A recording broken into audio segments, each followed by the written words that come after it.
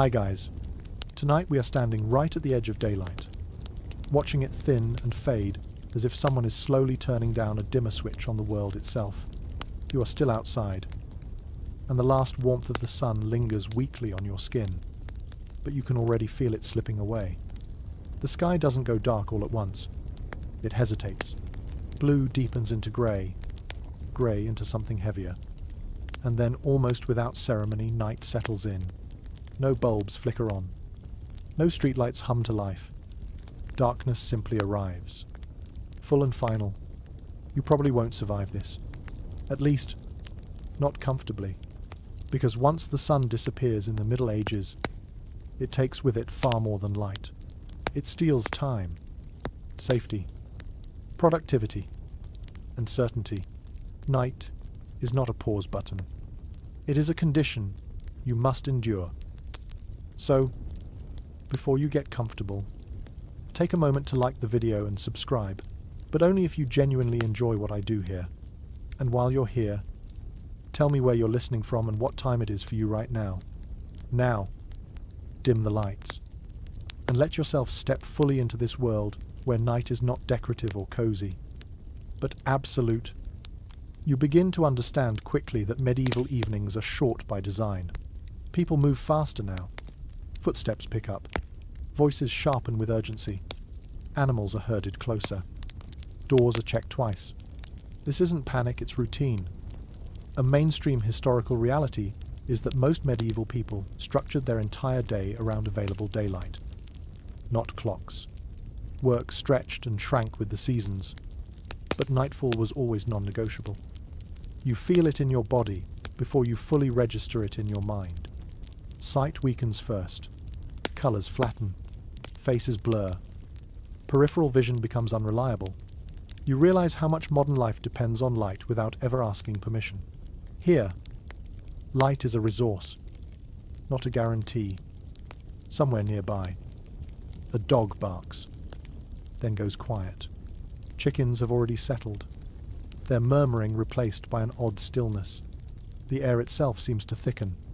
Historians still argue whether medieval people feared darkness itself, or simply respected it as a force that demanded caution rather than courage. Standing here now, you suspect it's both. As the last usable light drains from the sky, the world narrows. Your vision drops to what's directly in front of you. Your feet, the ground, the shape of a doorway. Beyond that is guesswork. The stars, when they appear, offer beauty but very little help. Moonlight, when you're lucky enough to have it, turns everything silver and deceptive, creating shadows that move when nothing else does. You head indoors, because everyone does. Medieval nightlife is overwhelmingly indoor life. Houses are not built for comfort so much as survival. Thick walls, small openings, low ceilings. These choices weren't aesthetic.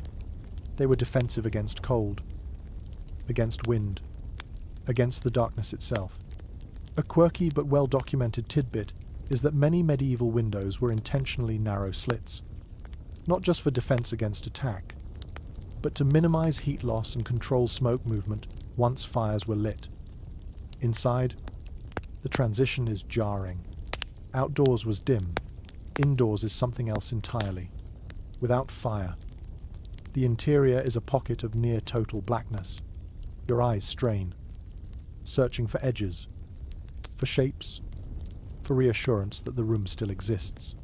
You shuffle carefully, guided more by memory than sight. Then fire appears. A spark, a hiss, a low crackle. Suddenly the room exists again, but only partially. Fire does not illuminate evenly. It creates islands of visibility surrounded by shadow. Faces glow and then vanish as people shift. Walls flicker in and out of existence. The ceiling disappears altogether, swallowed by darkness and smoke. Fire becomes the anchor of the evening. It is light, warmth, protection, and risk compressed into one trembling source. This is another mainstream fact. Open hearths were central to medieval domestic life, especially at night.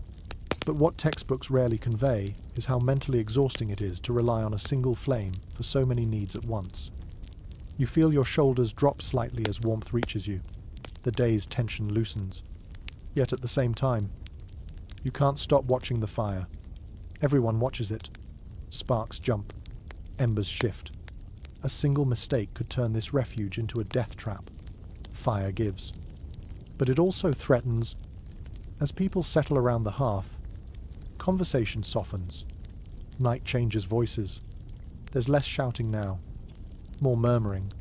Words are chosen carefully because they don't travel far in low light. Silence stretches longer between sentences. The rhythm slows. You notice something else too, the smell. Smoke clings to everything. Hair, clothes, skin. It seeps into bedding and wood and memory. This is not the clean scent of a modern fireplace. It's damp wood, old ash, animal fat, and whatever else was burned that day. A fringe historical detail that often surprises people is that medieval households sometimes burned dried animal dung when wood was scarce, especially in treeless regions. The smell is unforgettable. Time behaves differently now, without artificial light. Evening is not something to fill endlessly. There are no distractions waiting to be turned on. You don't scroll. You don't binge. You simply exist until tiredness claims you. Historians still debate whether medieval people experienced time as slower, or whether our modern acceleration simply makes the past feel sluggish by comparison. Sitting here, watching flames pulse and shrink, you feel time thicken, almost syrup-like. Outside, darkness presses against the walls. You are keenly aware of what you cannot see. Forest edges, empty roads, the possibility of strangers, or animals, or nothing at all. Sometimes the absence itself is the most unsettling part. You listen. Night sharpens hearing. Every creak of wood sounds intentional. Every gust of wind feels like a presence. Medieval night is loud in small ways. Mice, rafters settling, a cough from across the room, somewhere far off. A bell marks a prayer hour you don't quite understand yet. There's no clear boundary between evening and night. One slides into the other gently, almost politely. Eventually, someone yawns. Another shifts closer to the fire. The flame is adjusted, lowered, coaxed to last just a bit longer. Candles, if they exist here at all, are not lit casually. They are saved, used sparingly. Light is money, and money burns fast. As your body begins to relax, you realize something quietly unsettling. Once you lie down, once the fire dims, once the room goes dark again, there will be no escape from night until morning. No switch, no override, just darkness, patience, and whatever thoughts decide to surface when there is nothing left to look at. And so, without announcement, medieval night truly begins. Darkness deepens fully now, and with it comes a noticeable change in sound. During the day, noise spills freely. Tools strike wood and stone. Voices carry across fields. Animals announce themselves constantly.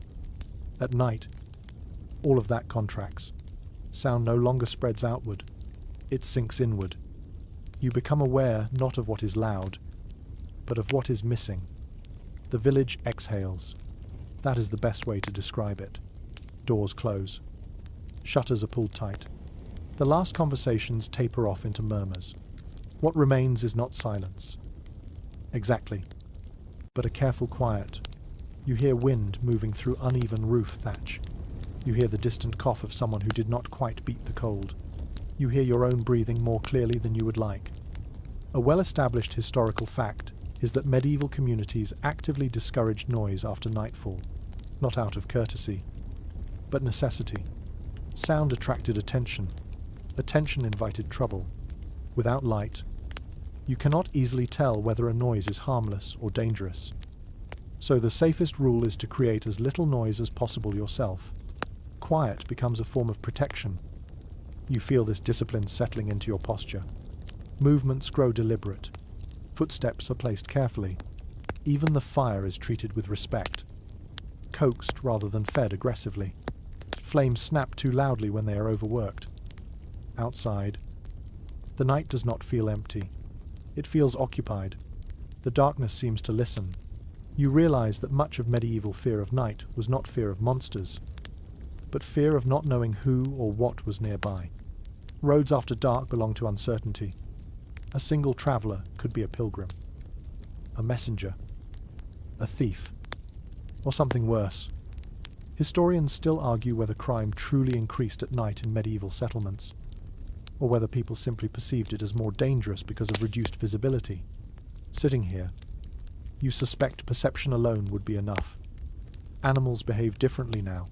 Dogs curl closer to doorways. Livestock shift and snort in their enclosures. Rats become bolder. You hear the faint scratch of movement behind walls and beneath floors. A fringe but widely noted detail is that medieval homes were never truly sealed. Gaps were inevitable. Nighttime belonged to creatures small enough to exploit them. The air cools quickly once the fire is reduced. Heat does not linger the way it does in modern buildings. Stone and earth absorb warmth slowly and release it just as slowly. But wood gives up heat almost immediately. You wrap yourself tighter, noticing how cold sneaks in through ankles and wrists first. Conversation, when it happens, changes tone. People speak in shorter phrases. Stories are told more softly, often repeated ones. Familiar words are comforting in the dark. There is less appetite for novelty now. Night is not the time for surprises. You notice how faces look different by firelight. Features stretch and compress. Eyes reflect flame and appear brighter than they are. Shadows exaggerate expressions. Someone who looked ordinary by day seems suddenly severe. Another seems kinder. Fire reshapes people as much as it reshapes rooms. This is where superstition finds fertile ground. Shapes shift. Sounds lack clear sources. It becomes easy to imagine intention where there is none. Medieval folklore thrived in these hours.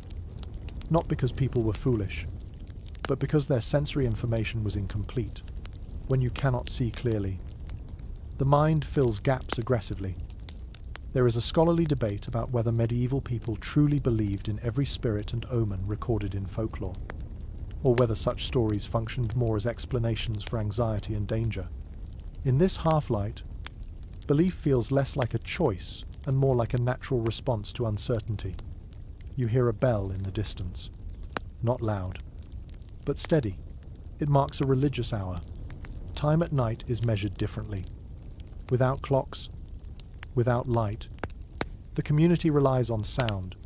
Bells divide darkness into manageable segments. They reassure you that the world is still structured, still watched. Someone near you murmurs a prayer, quietly enough that it blends with the crackle of embers. Religion does not sleep simply because people do. Night is full of obligations, spiritual if not physical. Eventually, even conversation fades, not abruptly. It thins. A pause stretches too long. No one rushes to fill it. Silence becomes acceptable, even welcome. You realize how tiring darkness can be. Your eyes ache from trying to see. Your body feels heavier. This is not boredom. It is a different rhythm asserting itself. The fire is allowed to sink lower. Flames shrink into glowing coals. Light pulls inward, collapsing toward the hearth. Corners vanish. The room simplifies into warmth at the center and darkness everywhere else. You understand now that medieval night is not dramatic. It does not roar or threaten openly. It presses gently but relentlessly. It asks you to slow down, to listen more than you speak, to accept that not everything can be seen or solved until morning. And so you remain still, wrapped in quiet, letting the darkness finish what sunset began. As the night settles deeper, you become aware of how deliberately these homes are shaped for darkness. Medieval houses do not fight the night. They accept it, accommodate it, and in many ways, cooperate with it. You stand inside a space that was never meant to be bright after sunset. It was meant to be contained. The walls around you are thick, sometimes shockingly so. Stone, packed earth, heavy timber. These materials serve one primary purpose at night, and it is not comfort. They slow loss. Heat leaks out reluctantly. Cold pushes in just as slowly. This way of building was common across much of medieval Europe. Regardless of wealth, even modest homes followed the same logic, just with cruder materials. Windows, if the house has them at all, are small and awkwardly placed. They sit high or narrow, more suggestion than opening. During the day, they admit just enough light to work by. At night, they do almost nothing. Glass is rare and expensive. Oiled cloth or animal horn might cover the opening, blurring the outside world into a dull haze even before darkness arrives. When night comes, the window stops being a feature and becomes a liability, a place where cold and sound might slip through. You notice how low the ceiling feels. Smoke stains darken the beams above your head. The roof presses downward, not physically, but psychologically. This is not a space designed for wandering or pacing. It encourages stillness, sitting, lying down, conserving energy. There is an odd intimacy to it. Darkness shrinks space. Rooms that feel adequate by day feel crowded by night. People sit closer, not only for warmth, but because there is nowhere else to go. The edges of the room have vanished. Only the center remains. One thing records from the period suggest clearly is that medieval interiors were rarely quiet in a modern sense. Even at night, houses creaked, settled, breathed. Wood contracts as temperatures drop. Thatch rustles softly above. Somewhere, moisture drips. You cannot escape the sound of the building itself. It is alive around you. Less often mentioned is how flexible these spaces were. A single room might serve as kitchen, workshop, sleeping area, and storage. At night, all of those functions collapse into one shared purpose. Shelter, tools are pushed aside. Food is secured. Bedding is laid out wherever there is space near warmth. The house transforms, not by moving walls, but by shifting priorities. You feel the floor beneath you. Dirt in poorer homes, rough planks in wealthier ones. Cold rises upward relentlessly. Straw, rushes, or simple mats attempt to interrupt that cold, but only partially. This is why benches, stools, and beds are lifted off the ground whenever possible. Elevation matters. Even a small distance from the floor can mean the difference between tolerable cold and bone-deep chill. There is a curious detail that appears again and again in household accounts. People slept with their clothes on far more often than modern imagination allows. Not because they lacked privacy or modesty, but because undressing wasted warmth. Layers stayed on. Cloaks doubled as blankets. Hoods were pulled tight even in bed. The idea of pajamas would have felt absurd here. Firelight reveals how walls are used. Hooks hold tools. Shelves carry everyday objects. Nothing is decorative. Everything must justify its presence. At night, unnecessary items become obstacles. Things you might trip over or knock into flame. Order is not about neatness. It is about survival. You reach out and touch the wall. It is cool, even near the hearth. Stone absorbs heat slowly and releases it grudgingly. By morning, it will still be cold. Medieval builders understood this trade-off well. Thick walls protect against extremes, but they never truly feel warm. There is disagreement among modern historians about whether people perceived these homes as oppressive or comforting. Some argue that familiarity softened the darkness, that people felt safer, enclosed by heavy walls. Others suggest that constant shadow and smoke created low-level stress that never fully lifted. Sitting here now, you feel both reactions at once. The house protects you from the outside, but it also traps you with your thoughts. Smell becomes more noticeable the longer you sit still. Smoke clings to every surface. Dampness rises from the floor. Animals, even if kept outside, leave traces behind. Food smells linger longer at night. unchallenged by fresh air. The house smells lived in, not cleaned. You become aware of how little separation exists between human life and the building itself. Walls are not barriers so much as membranes. You hear voices from nearby homes. Muffled, but recognizable. A cough. A baby stirring. Night binds the community together through shared vulnerability. The house creaks again. Louder this time. You freeze for a moment. Instinctively, is it wind, wood, shifting something else, without light? Certainty is delayed. You wait. The sound does not repeat. Your body relaxes slightly. This small cycle repeats many times each night. Tension. Pause. Release. You realize that medieval homes teach patience. They do not reward quick movement or impulsive action. Everything takes effort. Even standing requires thought. You memorize paths through the room so you can move without sight. You learn where the hearth ends and darkness begins. As the fire dims further, the room contracts again. Shadows claim more territory. Objects retreat into suggestion. The house feels less like a structure and more like a protective shell around fragile warmth. Here, in this darkness shaped by thick walls and low ceilings, you understand that medieval people did not conquer night. They negotiated with it, one enclosed space at a time. Fire becomes the quiet center of everything now, not dramatically, not with ceremony, but through simple necessity. As the room darkens and edges disappear, your attention is drawn again and again to the hearth. It is no longer just a feature of the house. It is the house, at least for the hours that matter. You sit close enough to feel its warmth on your shins. Too close and it stings. Too far, and the cold creeps back immediately. There is a narrow zone where comfort exists, and everyone learns to recognize it instinctively. Positions around the fire are adjusted constantly. A foot inches forward, a shoulder turns away. Heat is uneven and unpredictable, and you adapt without thinking. What is clear from surviving household records is that fire structured medieval evenings more than any written schedule ever could.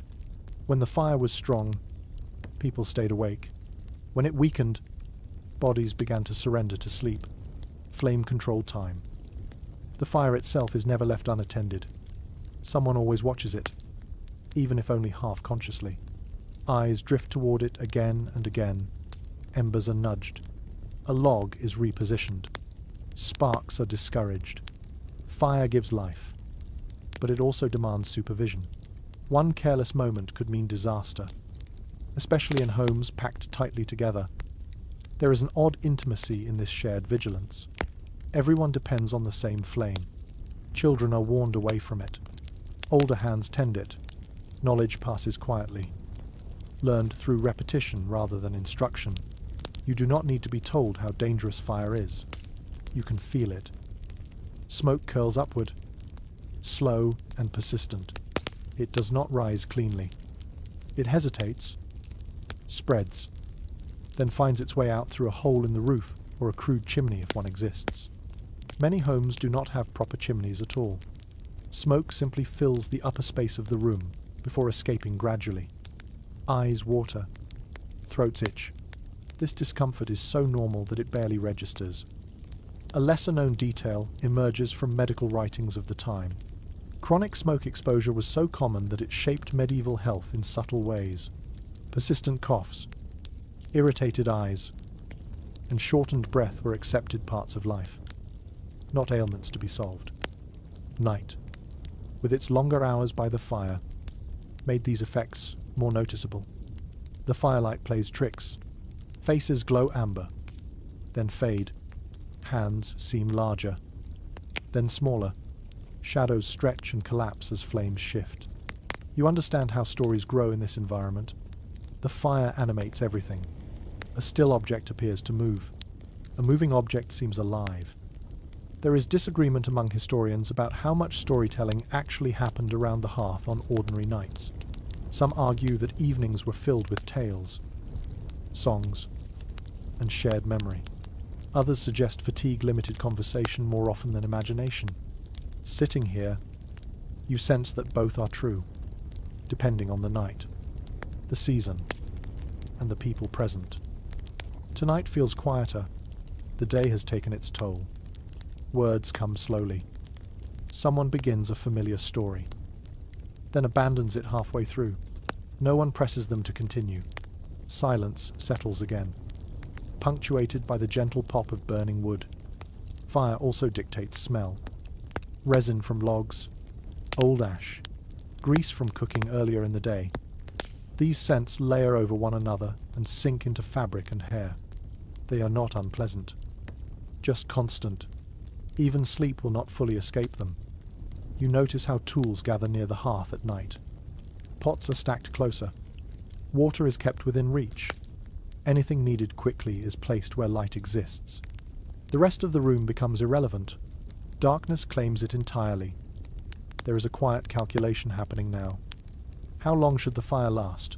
Too much fuel, and it burns wastefully. Too little, and the room will grow unbearable before morning. Fuel is precious. Wood must be gathered, cut, and carried. Each log represents labor already spent. In some regions, especially where forests are scarce, people burn alternatives. Peat, dried grasses, even animal dung. These fuels burn differently, producing different heat and smoke. You feel the difference immediately. Some give steady warmth. Others smolder and fill the room with sharp, lingering scent. Choices made earlier in the day shape comfort now. There is no single agreement among scholars about how warm medieval homes actually were at night. Some suggest they were surprisingly tolerable when managed carefully. Others argue that constant cold stress was unavoidable. Your own experience suggests a compromise. Warmth exists, but only in small pockets, and only for limited time. As the fire settles into glowing coals, its character changes. Light softens. Heat becomes less aggressive. This is the moment when bodies relax most. Muscles unclench. Breathing deepens. The fire no longer demands attention. It invites rest. Someone stirs the embers gently, just enough to keep them alive. Flames flicker briefly, then retreat again. This small act feels ceremonial, even though it is entirely practical. It marks the transition from evening into true night. The fire will not last until dawn. Everyone knows this. Its job is not to banish night, only to ease entry into it. Eventually, darkness will reclaim the room fully, and you will lie down with whatever warmth remains trapped in your clothes and blankets. For now, though, you sit close to the fading glow, letting it hold the night at bay just a little longer. Light becomes something you start to measure without meaning to, not in brightness, but in cost. As the fire fades and shadows reclaim the room, you become aware of how little illumination remains and how carefully it must be handled. This is where candles enter the story, not as symbols of romance or calm, but as calculated decisions. Candles are not common objects here. They are valuable, slow to make, and often reserved for moments that truly require them. Wax candles, made from beeswax, are especially prized. They burn cleaner and brighter than tallow. But beeswax takes time, skill, and healthy hives. Only wealthier households or religious institutions can afford to use them regularly. Most people rely on tallow candles made from animal fat. These burn unevenly, smoke more, and carry a distinct smell that lingers long after the flame is gone. You watch as a candle is lit. Carefully, deliberately, the wick catches slowly. Light blooms, but only modestly. This single flame does not fill the room. It creates a small circle of visibility. Nothing more. Faces near it become clear. Everything else remains uncertain. It is well established that medieval households rationed candle use tightly. Candles were not lit simply because night had arrived. They were lit for specific tasks: mending, eating, saying prayers, moving safely through a space that would otherwise be dangerous. Once the task was done, the candle was extinguished without hesitation. You notice how differently people behave around candlelight compared to firelight. Candles feel fragile. They demand stillness. A sudden movement could knock one over. A careless sleeve could catch flame. Candlelight encourages slow gestures and quiet concentration. A detail that rarely appears in popular descriptions of medieval life is how often people reused candle remnants. Stubs were saved. Melted wax was collected. New candles were formed from the remains of old ones. Nothing was wasted. Light, once consumed, was gone forever. The smell of tallow is unmistakable. Warm, fatty, faintly acrid. It clings to the air and to clothing. Over time, people grow accustomed to it. But at night, when other smells fade, it becomes more noticeable. This scent becomes part of the memory of evening. You realize that candlelight changes how you see faces. It is steadier than firelight, but dimmer. Shadows are sharper. Expressions feel more fixed. The room seems flatter, less alive. The fire danced. The candle observes. There is uncertainty among historians about how much reading actually took place at night in medieval homes. Some evidence suggests that literate individuals did read or write by candlelight. Other sources imply that eye strain and poor illumination made such activities rare. Sitting here now, you understand the difficulty. The flame wavers just enough to make sustained focus exhausting. Candles also shape social boundaries. Those who control access to light control activity. A household head decides when candles are lit and when they are put out. Children learn quickly that light is permission. When the candle goes dark, the day is over. In religious settings, candlelight takes on another role. It marks sacred time. It accompanies prayer. It signifies presence rather than utility. In homes, however, its meaning is simpler and more urgent. Light equals safety. Darkness equals risk. You notice how shadows pool behind furniture and along walls. Candlelight cannot reach corners. It reveals only what stands directly in its path. This partial vision heightens awareness of what remains unseen. You become careful where you step. You memorize the room again, this time by memory rather than sight. The flame shortens gradually as time passes.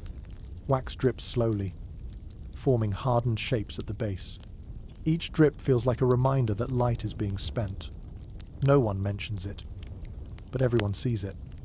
At some point, a quiet decision is made. The candle is snuffed. Darkness rushes back instantly, far more complete than before. Your eyes struggle to adjust. The room feels suddenly larger, emptier. There is debate among scholars about whether medieval people feared darkness more after using candlelight, or whether the contrast made them more comfortable with it. The moment the light vanishes, you feel a brief spike of unease. Then, just as quickly, your senses recalibrate. Darkness resumes its familiar weight. Without candle or flame, night asserts itself fully. You hear more, feel more, smell more. Light, for all its value, dulls certain senses. Its absence sharpens them. You lie back, aware that candles will not return tonight unless something demands them. Firelight is gone. Candlelight is gone. What remains is night in its purest form, and you accept it because there is no alternative. The loss of light brings urgency, and you feel it settle into your muscles the moment evening tips toward full darkness. Tasks that felt optional an hour ago now feel critical. There is a quiet scramble, not frantic, but focused. Night is coming, and certain things must be finished before it fully claims the space. You move with purpose. Hands work faster, conversations shorten. Everyone knows what still needs doing because these routines have been repeated hundreds of times before. Food must be secured, tools put away, animals checked, water drawn if it has not already been done. Darkness punishes forgetfulness. It is clear from household manuals and legal records that medieval evenings were structured around this final push of activity. The last light of day was precious, and it was never wasted casually. People learned to judge how much could realistically be accomplished before sight failed them. Experience taught restraint. You notice how memory replaces vision. You reach for objects without looking. guided by habit. The knife is always here, the bowl always there. This reliance on memory becomes second nature. Homes are organized for darkness as much as for daylight. One detail often overlooked is how communal this rush can be.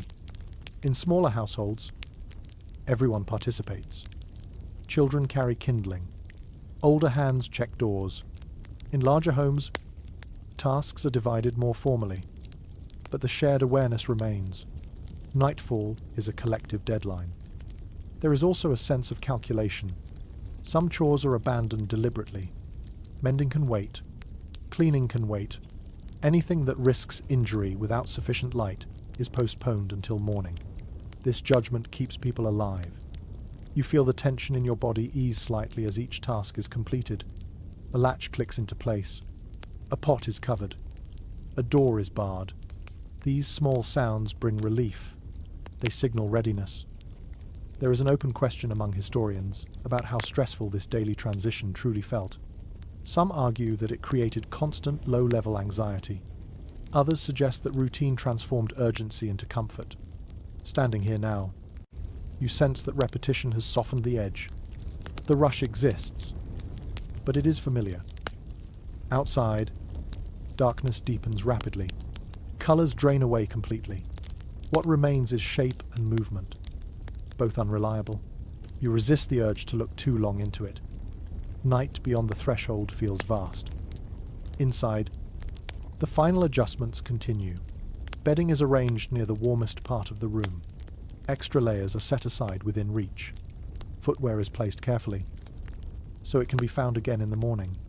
These details matter more now than they did in daylight. A curious habit appears in many accounts.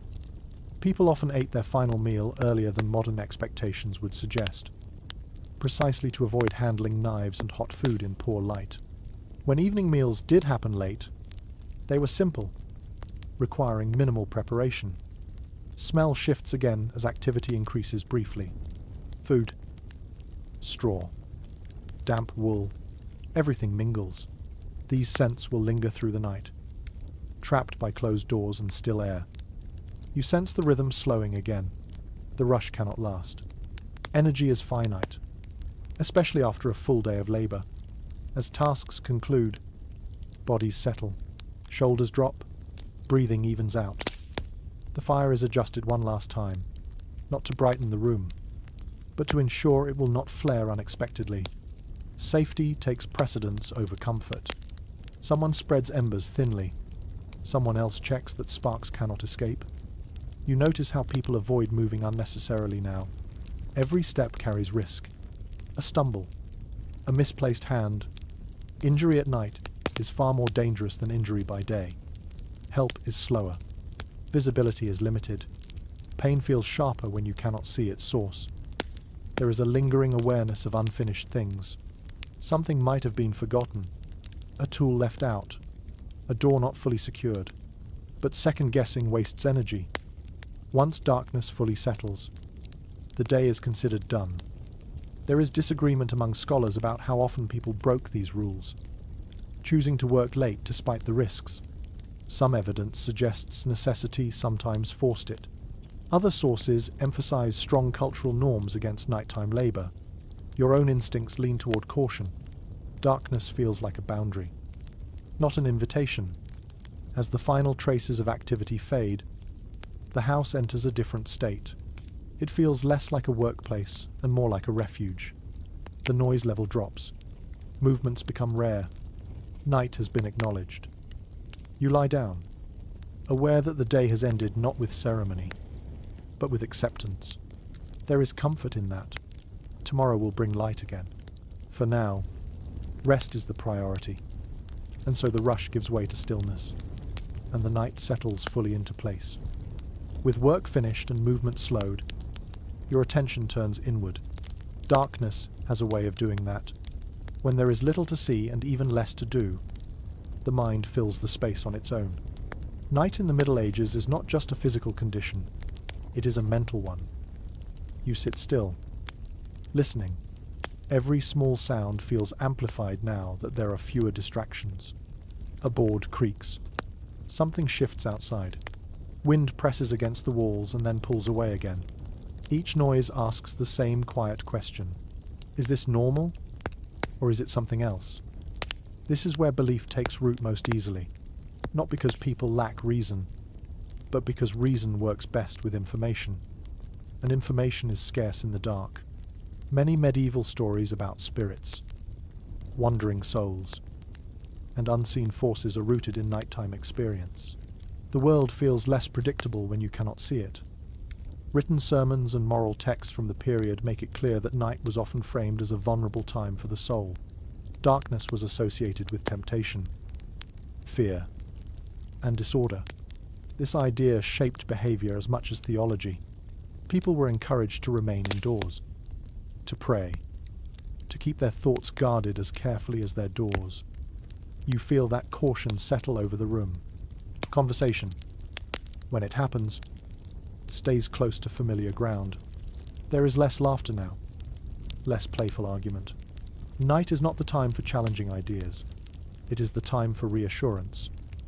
There is a curious detail that appears in several folk traditions. Certain tasks were believed to attract misfortune if done after dark. Whistling indoors, spinning thread, cutting nails. These beliefs varied by region, but they share a common theme. Night is seen as a time when boundaries are thinner, when actions carry unintended consequences. Modern historians have not reached a single conclusion about how literally these beliefs were taken. Some argue they functioned as practical rules disguised as superstition. Avoid spinning at night because poor light leads to mistakes. Avoid sharp tools because injury is harder to treat. Others suggest genuine fear played a role. Sitting here now, the distinction feels less important. The effect is the same. Night limits behavior. You become aware of how imagination shifts in the dark. Thoughts drift more easily toward memory and worry. The face of someone lost, a debt unpaid, a sickness not yet healed. Darkness gives these thoughts room to grow. Religious practice offers structure against this drift. Quiet prayers are spoken, sometimes aloud, sometimes silently. Familiar words steady the mind. Bells heard earlier remind you that others are awake too. Praying in different houses, different rooms. This shared ritual makes the night feel less lonely. You notice how shadows stretch and reshape the room. A hanging cloak resembles a figure until you look closer. A pile of tools takes on unfamiliar angles. The mind supplies detail where vision fails.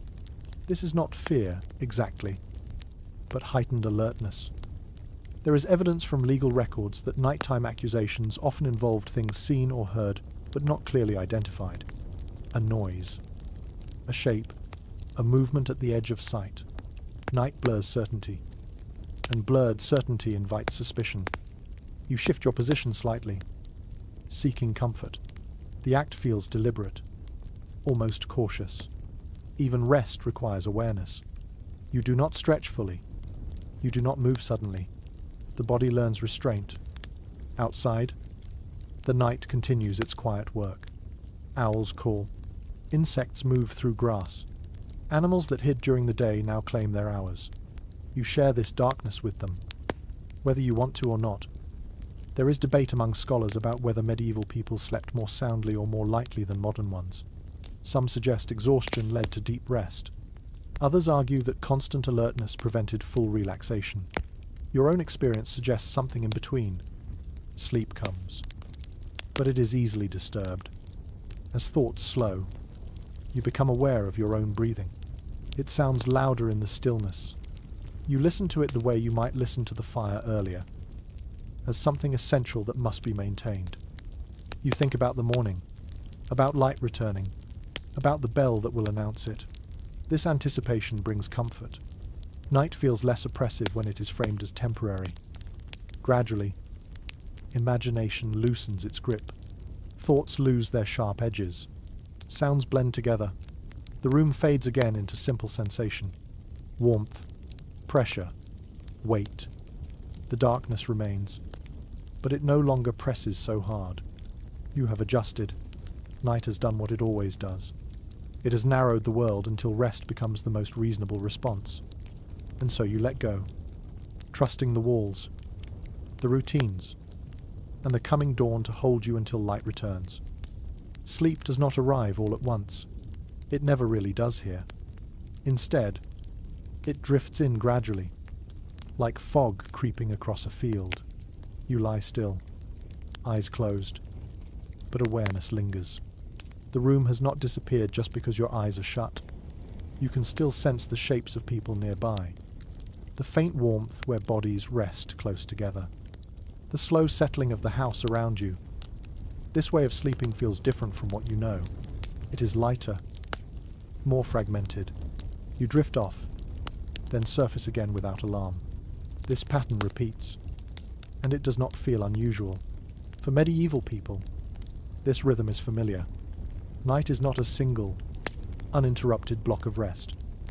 Written sources from the period suggest that sleep often came in two main phases. People would rest deeply for several hours, wake for a time, then sleep again until morning. This pattern appears across regions and social classes, suggesting it was not an exception but a norm shaped by darkness itself.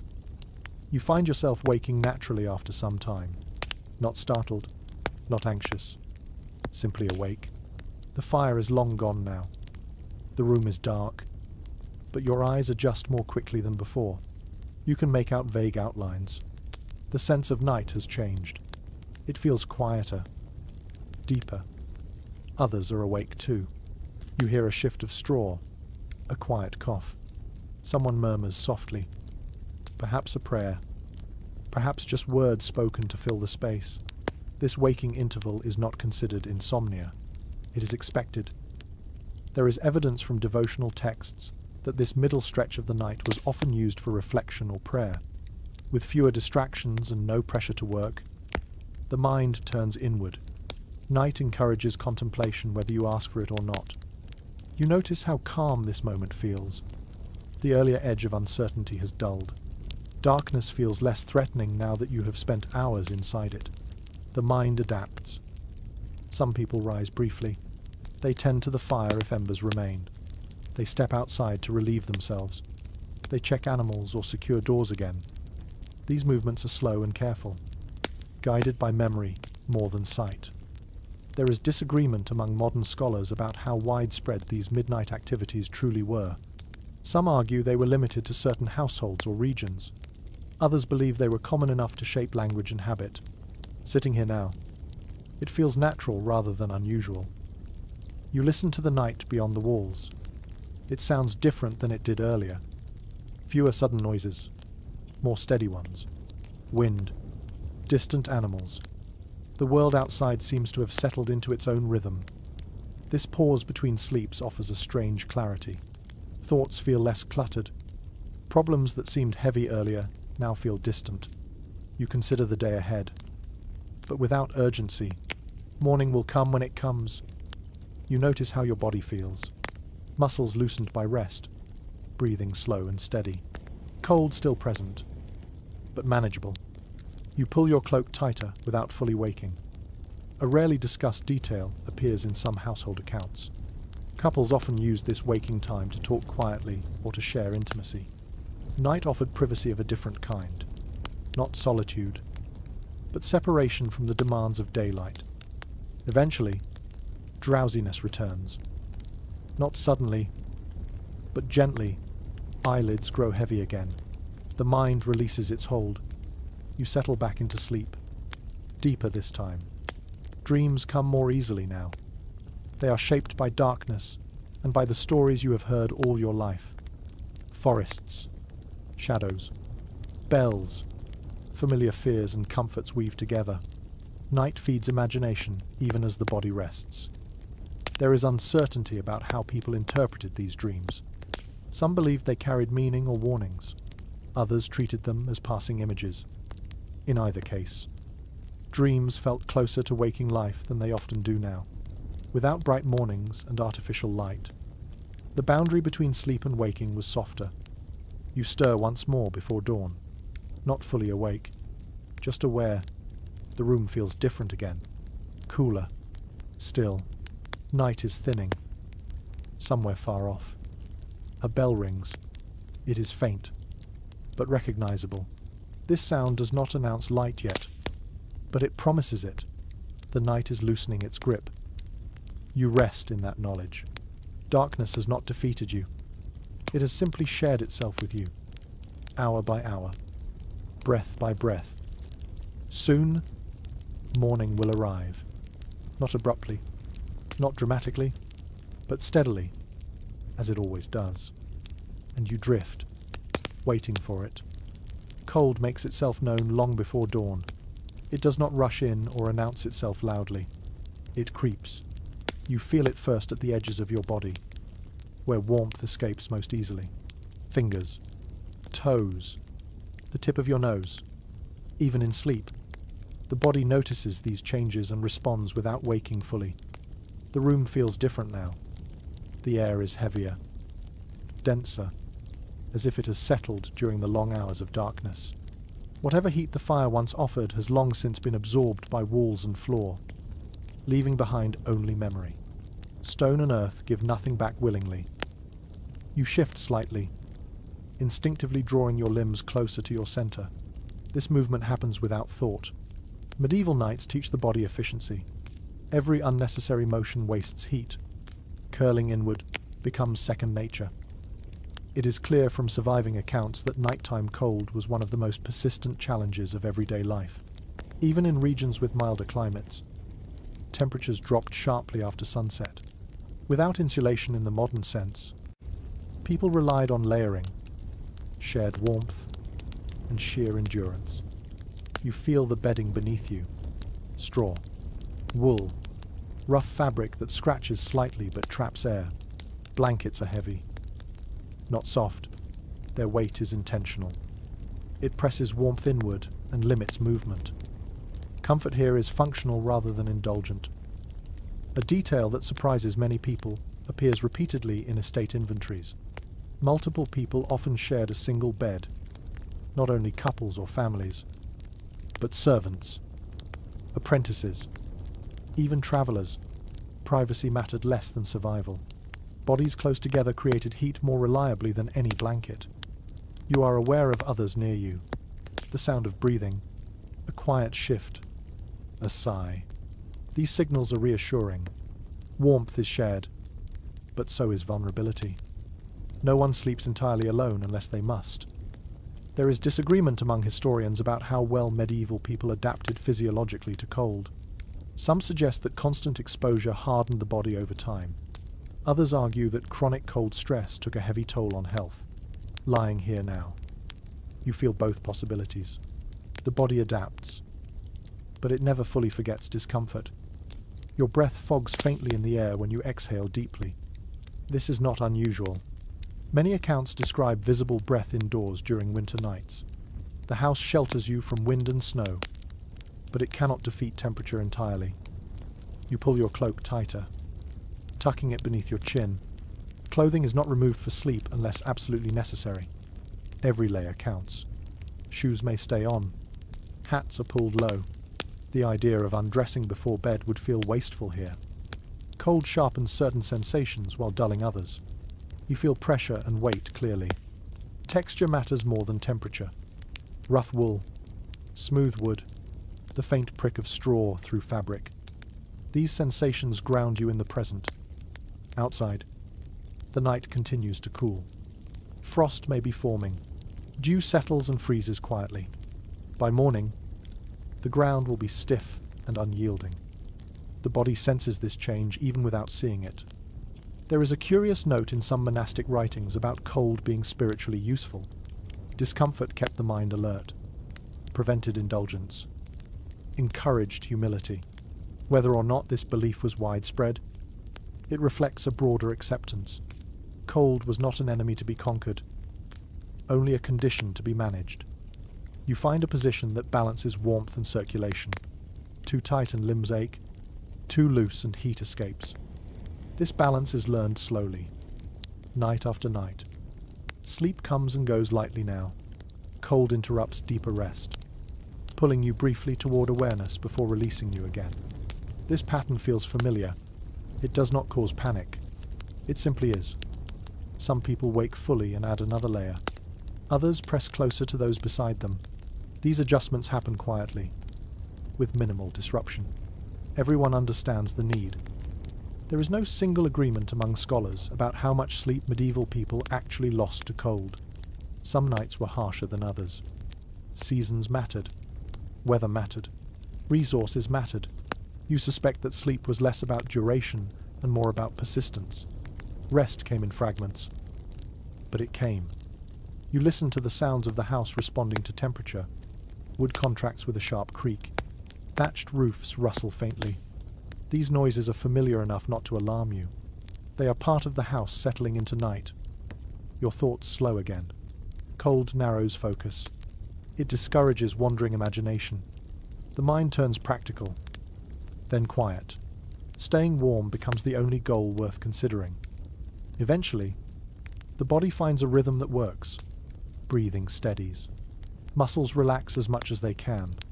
The cold remains, but it no longer dominates attention. Somewhere in the distance, a rooster stirs prematurely. Confused by the long dark, it quiets again. Dawn is not yet ready. You remain where you are, wrapped in layers, surrounded by others doing the same. The night has tested you with cold, but you have adjusted, as people here always do.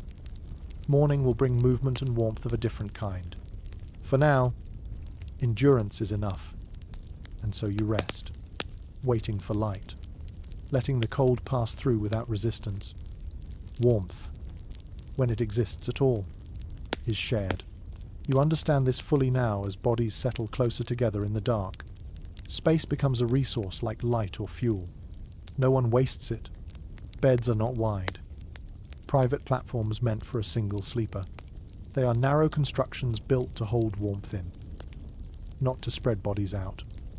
You lie close to others, close enough to feel movement through the bedding, a shift of weight, a change in breathing. At first, this closeness feels unfamiliar. Modern instincts expect distance. Here, distance is a liability. Empty space allows cold to pool and settle. Bodies pressed together create a pocket of warmth that blankets alone cannot manage. Household records and personal letters make it clear that shared sleeping arrangements were common across medieval society. Families slept together. Servants shared beds. Travellers were offered space beside strangers. This was not seen as improper. It was practical. Night demanded cooperation. You notice how sleep positions adjust automatically. Backs turn inward. Knees tuck. Shoulders align. People arrange themselves like pieces of a puzzle, fitting together in ways that minimize exposed skin.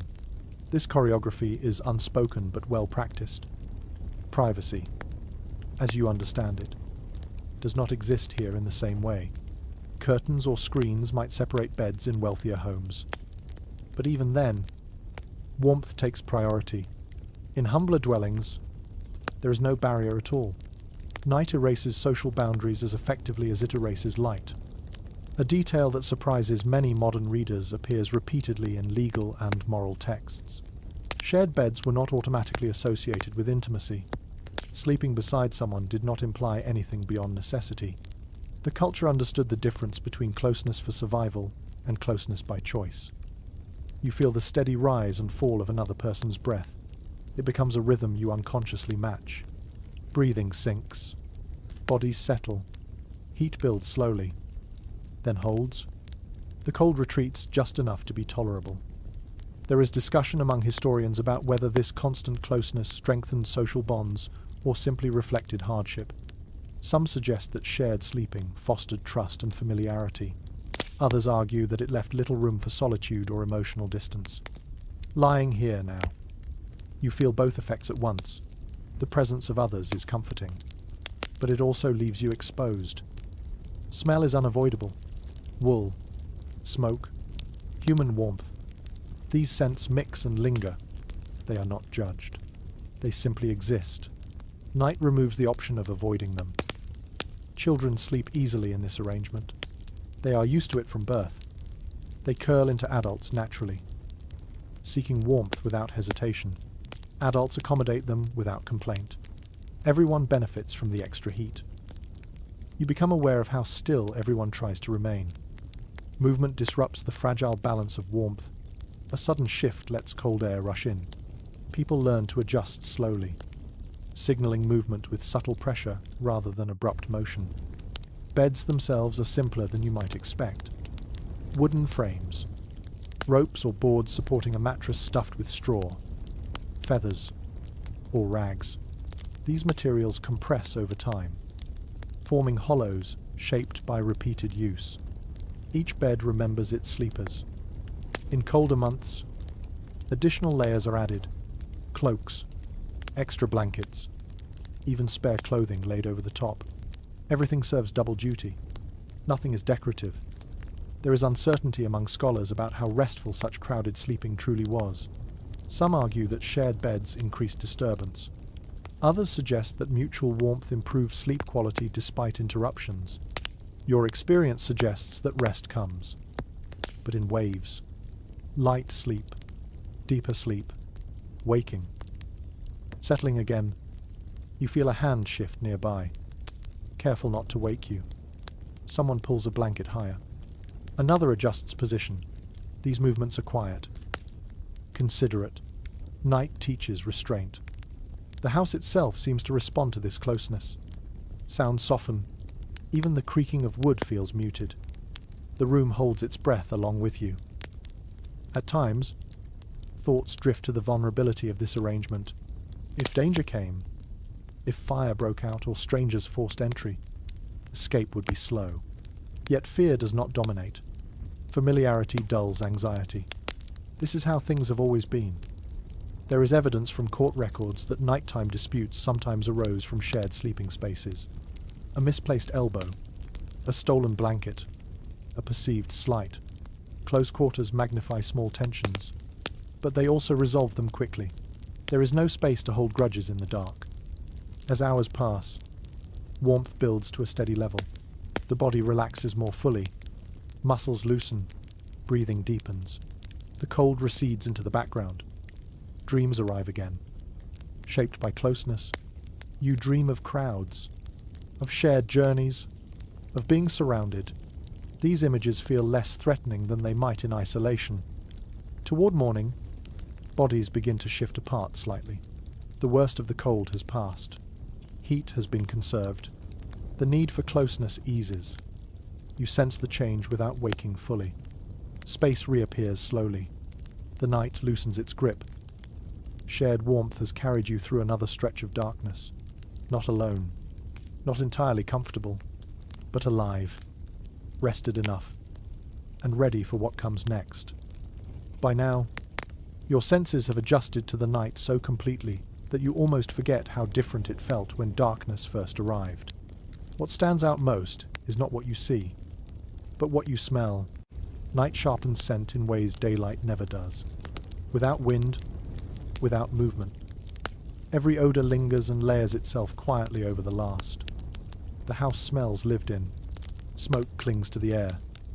Not freshly, but as a residue from hours spent near the hearth. It settles into hair and fabric and skin. Even breathing feels slightly textured, as if the air itself carries memory. There is the scent of dampness rising from the floor, especially if the house sits close to earth. Packed dirt or stone releases moisture slowly through the night. It does not drip. It simply exists, cool and persistent. This smell blends with straw and wool, with old wood and stored food. Animals contribute their presence even when they are not in the room. Livestock house nearby leaf traces that drift inward.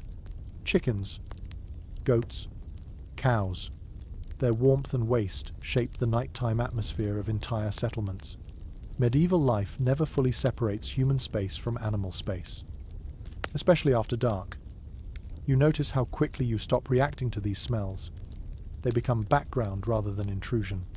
The nose learns what to ignore, just as the eyes learn to see in low light. Comfort here is not about cleanliness. It is about familiarity. Sound behaves similarly. Earlier, every noise felt significant. Now, the house has taught you which sounds matter and which do not. A mouse moving beneath the floorboards barely registers. The soft rasp of someone breathing nearby feels reassuring rather than distracting. You hear the occasional cough, dry and hollow, carried easily through the still air. Respiratory illness was common, and night often made symptoms worse. Cold air and smoke irritate lungs that have already endured years of labour and exposure. This discomfort is so widespread that it is rarely remarked upon in records. It was expected. You feel your own breath moving in and out.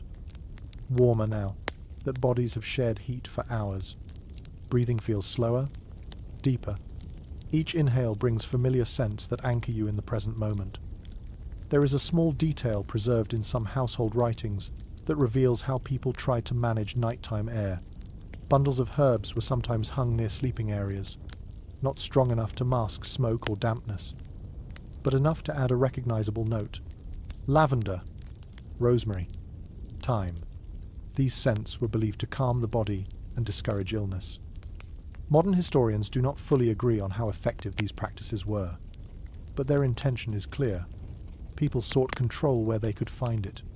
Even a faint, pleasant smell offered comfort in an environment otherwise dictated by necessity.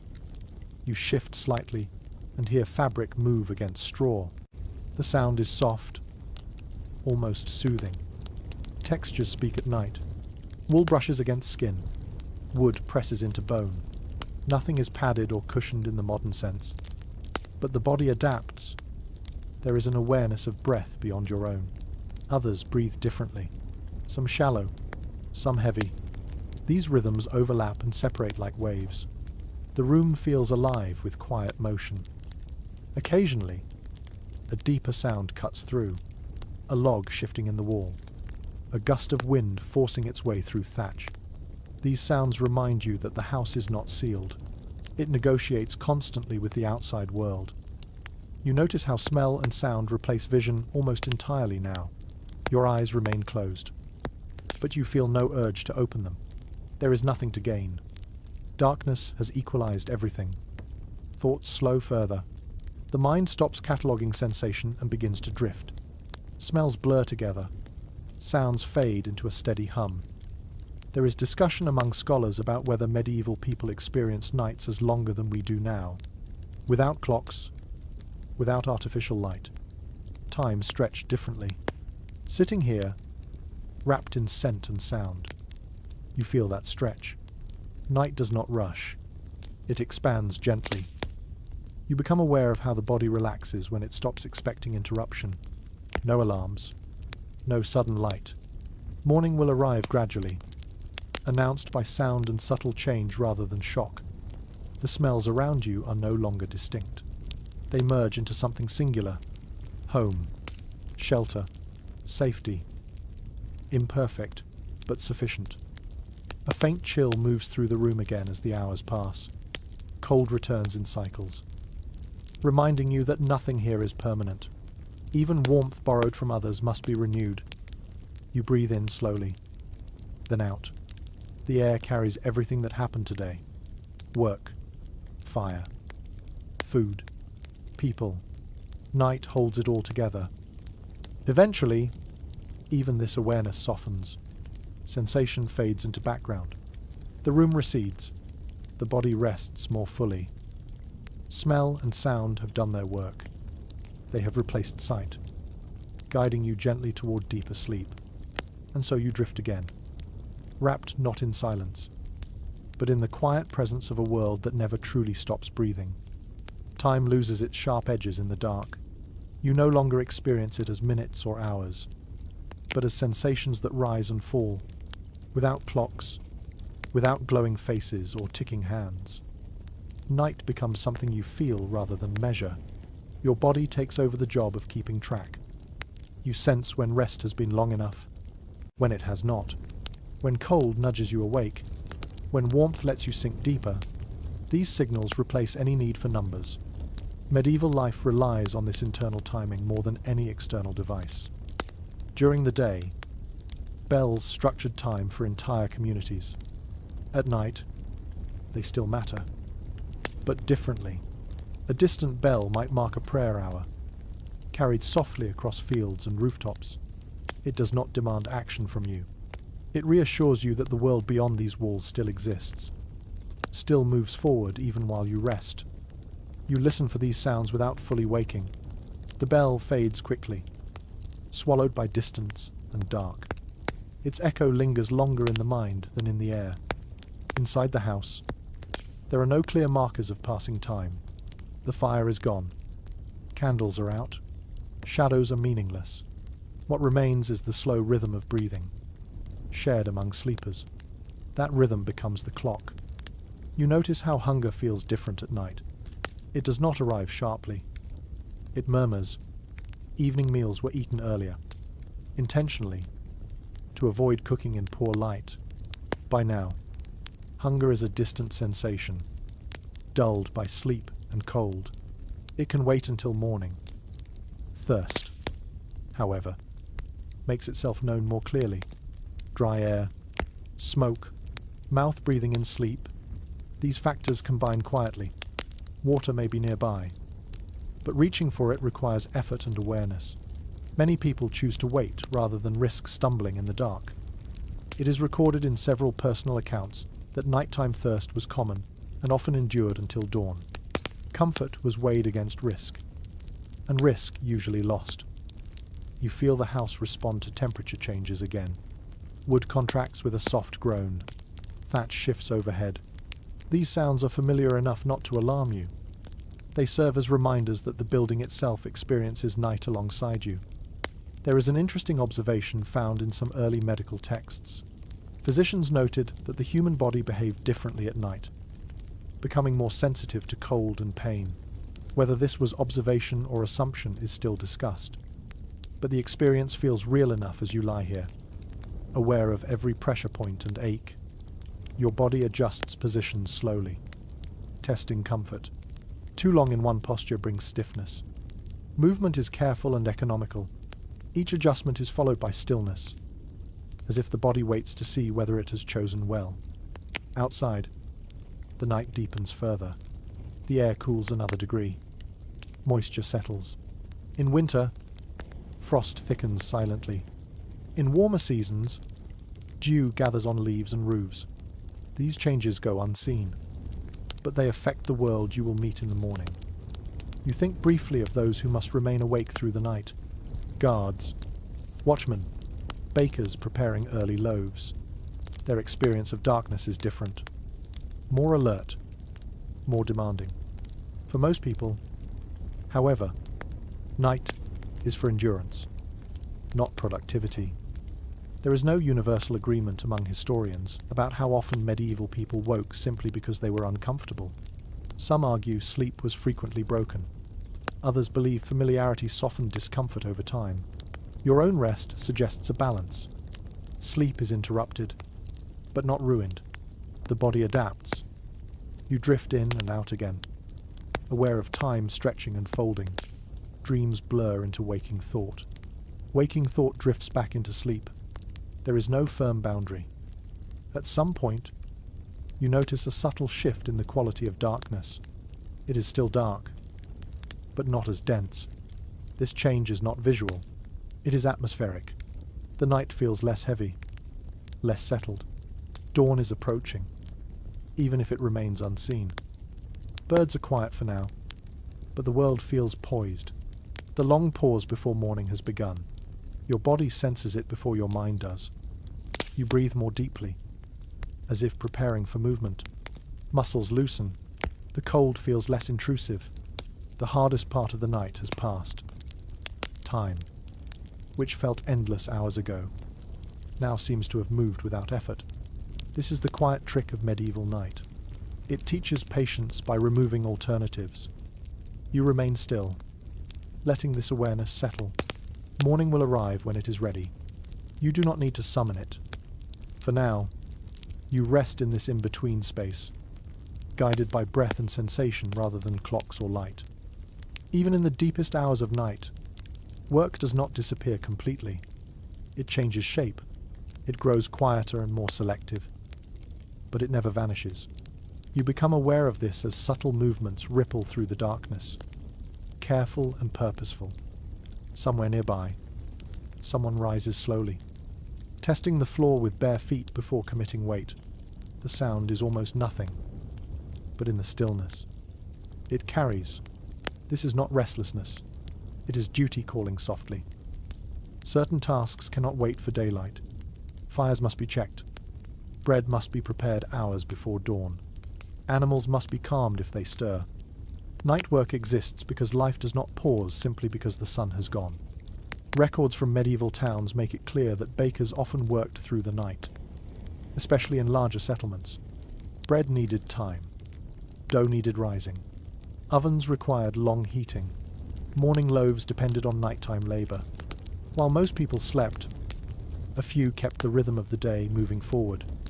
You imagine the baker's space now. Dim. Warm from the oven. Heavy with the smell of grain and yeast. Hands work by memory more than sight.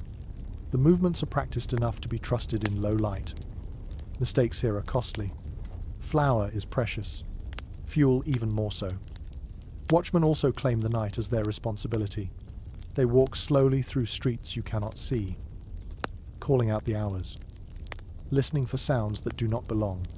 Their voices reassure as much as they warn. They remind everyone that someone is awake. Someone is listening. There is evidence in town regulations that nighttime patrols were taken seriously, even in smaller communities. Theft, fire, and disorder were greater threats after dark. Not necessarily because people were more inclined toward wrongdoing, but because darkness made response slower and damage harder to control. You feel a quiet respect for those who stay awake. Night demands more concentration than day.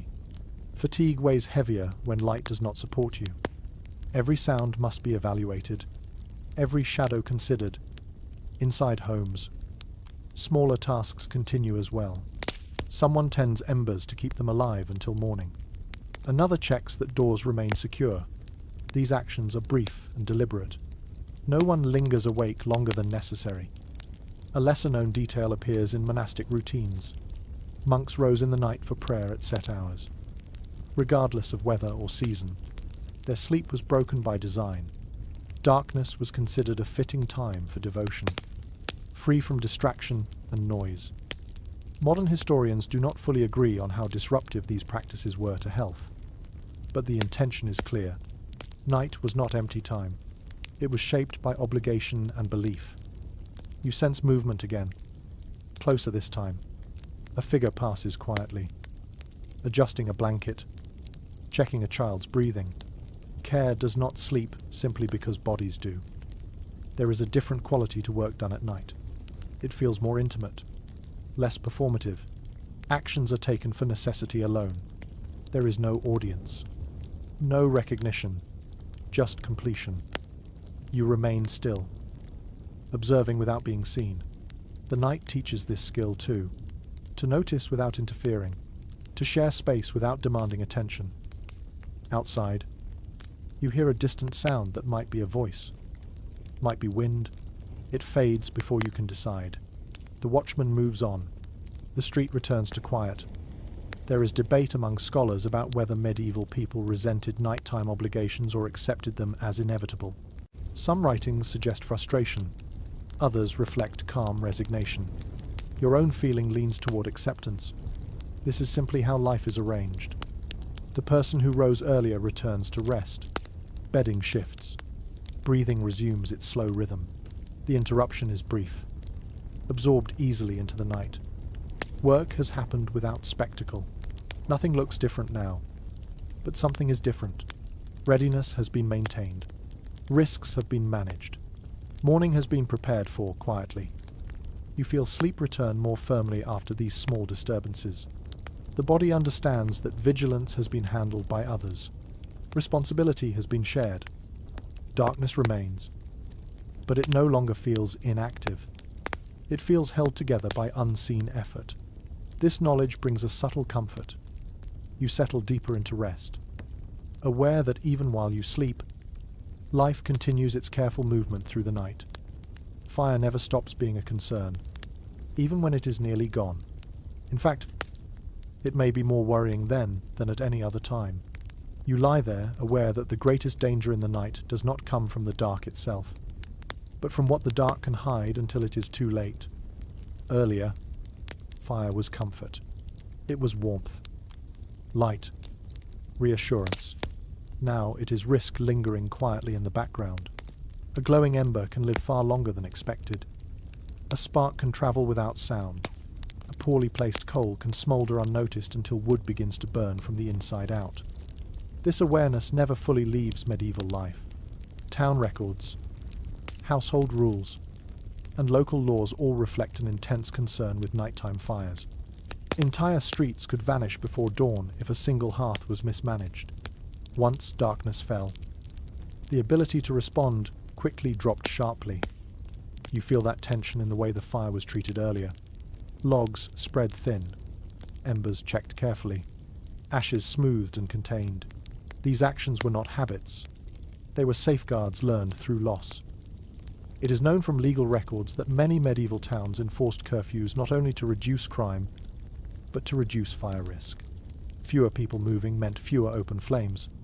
Less distraction meant better vigilance. Night was dangerous enough without adding carelessness. You imagine the narrow streets outside, wooden buildings pressed close together, thatch roofs dry and eager to burn. A single flame could leap from house to house faster than anyone could run. Darkness would only speed the destruction by slowing response. Inside the house, the threat feels closer and more personal. Bedding lies near where the fire once burned. Clothing hangs nearby. Everything you own is flammable. You understand now why people slept lightly. Not just because of cold or noise, but because part of the mind never fully rests while fire exists. There is a detail preserved in some household instructions that reveals how constant this concern was. Families were advised to keep water within reach at night, even when fires were low. Buckets, jugs, anything that could slow a spark long enough for help to arrive. Modern historians continue to discuss how common nighttime fires truly were. Some argue that they were relatively rare given the care people took. Others point to the frequency of fire-related laws as evidence of constant threat. Lying here now, the laws feel justified. Fire demands respect every hour it exists. You listen more carefully now, attuned to subtle sounds. A crackle where there should be none. A shift of heat. The faint smell of smoke that feels different from before. The nose learns to distinguish danger from familiarity. The body remembers stories. Someone you knew who lost a home. A street rebuilt after a blaze. These memories shape behavior more powerfully than instruction. Night magnifies them. Even after embers fade completely, concern does not disappear. Residual heat remains. Ash can hide sparks. The hearth itself stays warm long after flame is gone. People learn to treat it like a living thing that only truly sleeps when morning arrives. You notice how this vigilance coexists with exhaustion. Bodies are tired. Minds want rest. The balance between caution and surrender is delicate. Too much vigilance prevents sleep. Too little invites disaster. There is disagreement among scholars about whether this constant low-level alertness affected long-term health. Some suggest it contributed to anxiety and poor rest. Others believe it became background noise, absorbed into daily life. Your own experience suggests both are true. The concern exists, but it no longer dominates. The house creaks again, and your body tenses briefly before relaxing. Not fire, just wood responding to temperature. The distinction matters. You learn it over time. Outside, night continues indifferent to human worry. Wind shifts. Air cools. Fire is a human problem. Created and controlled, but never fully mastered. In wealthier homes, additional precautions exist. Stone hearths raised from the floor. Chimneys that carry smoke upward more reliably. Servants assigned to check fires during the night.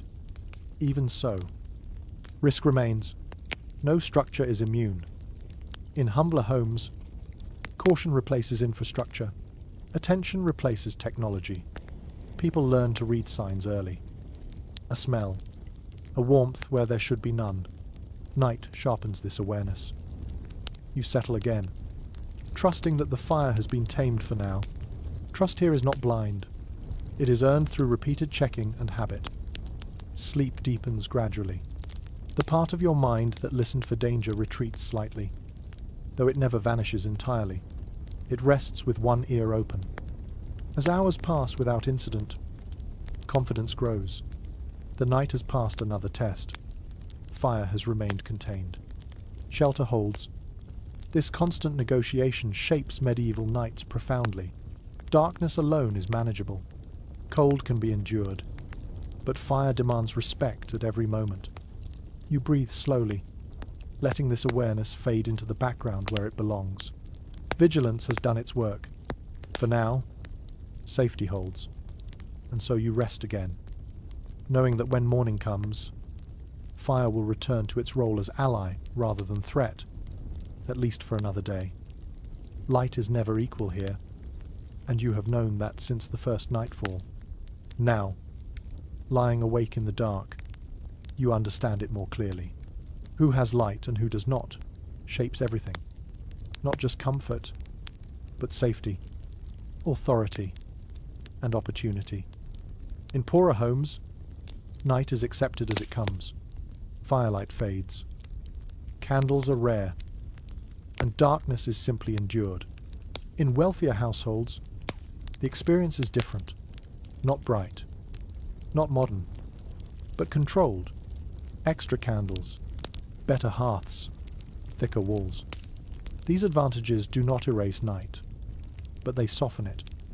You imagine a large house not far from here, stone walls instead of wood, multiple rooms instead of one, servants moving quietly through corridors, each carrying a small flame shielded carefully by hand and habit. Light still flickers, but it lasts longer. Darkness waits outside doors rather than flooding every corner at once. This difference is not subtle. It is felt in the body. More light means fewer stumbles, fewer injuries, less fear of fire spreading unnoticed. It means the ability to read, to write, to plan after sunset. These small advantages accumulate over time. Documents from the period show that candles and fuel were often listed among household assets. Light itself was a form of wealth. It could be counted, stored, distributed. Those with more of it lived differently after dark. You feel how this imbalance shapes behavior. In humbler homes, night signals retreat, activity narrows, movement slows. In richer ones, evening stretches longer. Conversations continue. Work persists. Decisions are made. There is an interesting note in several urban records. Curfews often applied differently depending on status. Certain people were permitted to move after dark because they could afford lanterns or torches. Light granted permission. Darkness enforced limits. This division extends beyond homes. Streets near wealthy quarters are better maintained. Watchmen pass through more often. Fires are controlled more strictly. Poorer areas exist closer to risk, closer to shadow. You sense how this knowledge sits uneasily with those who lack light. Night reminds them daily of their place in the world. Darkness is not just natural, it is social. At the same time, there is a strange equality in sleep. Once candles are extinguished and fires dim, everyone lies in the same darkness. Wealth cannot prevent cold entirely. It cannot silence every sound. Night humbles even those who control it best. Some historians argue that this shared vulnerability softened social divisions at night. Others believe inequality was only made more obvious by contrast. Lying here now, you feel both. The rich may delay darkness, but they cannot escape it. You think about churches, where light behaves differently. Candles burn through the night before altars. Sanctuaries glow faintly even when homes go dark. This constant light carries meaning. It signals protection, presence, and order. It reassures believers that something watches over the night. Access to these spaces matters. Not everyone lives close enough to benefit from their glow. For some, the church bell is the only reminder that such light exists at all. You feel the weight of night again, steady and impartial. Darkness does not care who you are. It responds only to flame. Sleep shifts around you. Someone sighs, another turns. Bodies adjust as warmth changes. These small movements ignore status entirely. In sleep, everyone negotiates with the same cold. There is discussion among historians about whether night offered moments of quiet resistance to social hierarchy, when no one can see clearly, when voices are hushed, when roles blur slightly. Perhaps people felt freer in thought if not in action. This idea is difficult to prove, but it lingers. You consider how silence equalizes. Without sight, authority loses some of its sharpness. Commands soften. Presence matters less. Darkness flattens. At the same time, fear can reinforce hierarchy. Those with resources feel safer. Those without feel exposed. Night magnifies both comfort and anxiety, depending on what you possess. You sense the house holding together around you, doing its imperfect job. Walls separate you from the street. Roofs hold back wind.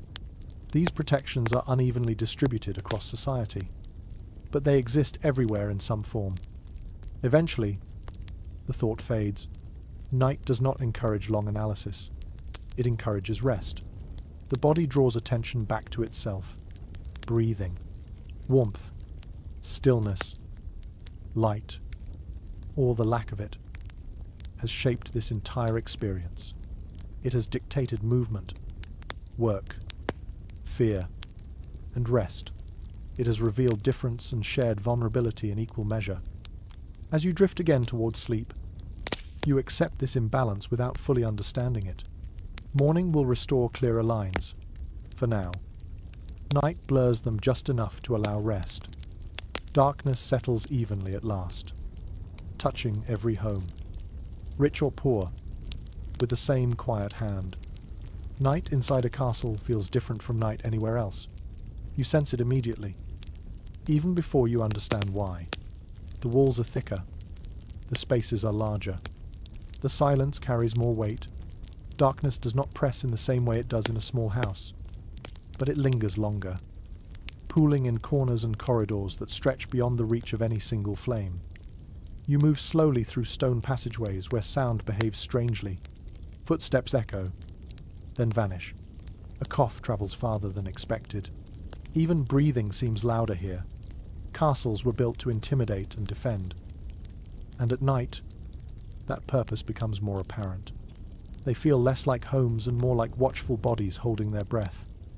Torches are placed carefully. Not everywhere, but at intervals that assume familiarity with the space. These points of light do not guide strangers. They guide those who already know the way. You understand quickly that castles are meant to confuse outsiders, especially after dark. It is clear from architectural records that castles were never intended to be brightly lit at night. Light created vulnerability. It revealed movement. It offered targets. Darkness, when controlled, was an advantage. The night belonged to those who knew where they were going. You pass by heavy doors reinforced with iron bands. They are closed now, barred for the night. Each one separates access, dividing the castle into zones of increasing privacy and security. Not everyone sleeps in the same part of the structure. Status determines proximity to danger and protection alike. Guards remain awake. You feel their presence even when you do not see them. They stand near gates, towers, and walls, listening more than watching. Their job is patience. Hours of stillness punctuated by moments of sharp attention. Night demands endurance from them in ways day never does. There is evidence in military manuals that nighttime vigilance was considered more difficult and more honorable than daytime duty. Fatigue, cold, and uncertainty tested discipline. A guard who failed at night endangered everyone within the walls. You imagine the view from the battlements now. Darkness spreads outward, swallowing roads and fields. Fires from distant villages flicker faintly, then disappear. The castle sits elevated, isolated, aware of its dominance and its vulnerability at once. Inside, the rhythms of night continue. Servants move quietly, carrying covered lamps. Their steps are practiced. They know which stones creak and which do not. In a place where sound travels easily, silence becomes skill. Sleeping arrangements reflect hierarchy clearly. Lords and ladies rest in chambers protected by multiple layers of doors and guards. Their rooms may hold candles longer. Fires tended through the night. Even so, the stone around them remains cold, indifferent to status. You notice how drafty these spaces can be. Castles prioritize defense over comfort. Narrow windows admit little light and plenty of cold. At night, wind finds its way through arrow slits and imperfect joints in stone. Blankets are heavy. Clothing is layered. Even wealth cannot fully tame the chill. There is disagreement among historians about how comfortable castle life truly was at night. Some descriptions emphasize luxury and security. Others point to constant discomfort and isolation. Walking these corridors in the dark, you feel the truth lies somewhere between. Castles protect, but they do not soothe. Sound carries stories here. A distant clang. A murmur behind a door. A guard calling softly to another. Each noise feels intentional. Even when it is not, the mind fills gaps quickly in such spaces. You think of the people who slept uneasily within these walls. Power did not grant peace. In fact, it often invited anxiety.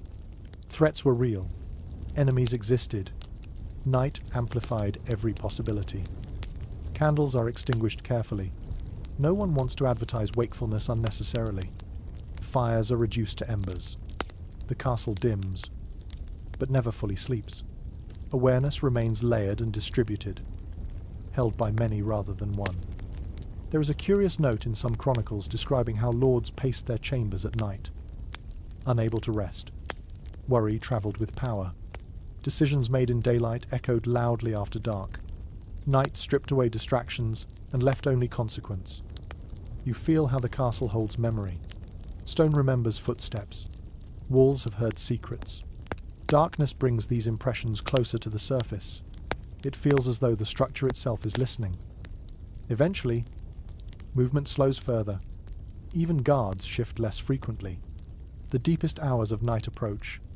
Cold settles into stone. Silence thickens. Yet beneath that stillness, readiness remains. Weapons are within reach. Doors are secured. Eyes remain alert. The castle does not relax fully. It cannot afford to. As you lie down in this vast, echoing place, you realize that castles experience night as both shield and test. Darkness protects them, but it also demands constant attention. Sleep comes here too, but it is lighter, threaded with awareness. Even rest feels strategic. And so the castle waits through the night. Stone and shadow holding together until dawn returns and purpose sharpens again. Sound becomes the keeper of time now. In the absence of light, it is sound that tells you where you are in the night, how far it has progressed, and what still lies ahead. You listen differently than you do during the day. Ears stay open even when eyes are closed. Awareness rests lightly, ready to lift at the smallest change. Somewhere beyond the walls, a bell rings. Not loud, not urgent, but steady. It drifts across rooftops and fields, softened by distance and darkness. This is not a call to gather. It is a marker, a reminder that time still moves even when the world appears still. Church bells divide the night into known pieces. Prayer hours punctuate darkness the way sunrise and sunset shape the day. Even if you do not rise to pray, the sound reaches you. It reassures. Someone is awake. Order persists. Written religious schedules from the Middle Ages show how carefully these hours were observed in monastic life. Bells rang at fixed points, regardless of weather or season.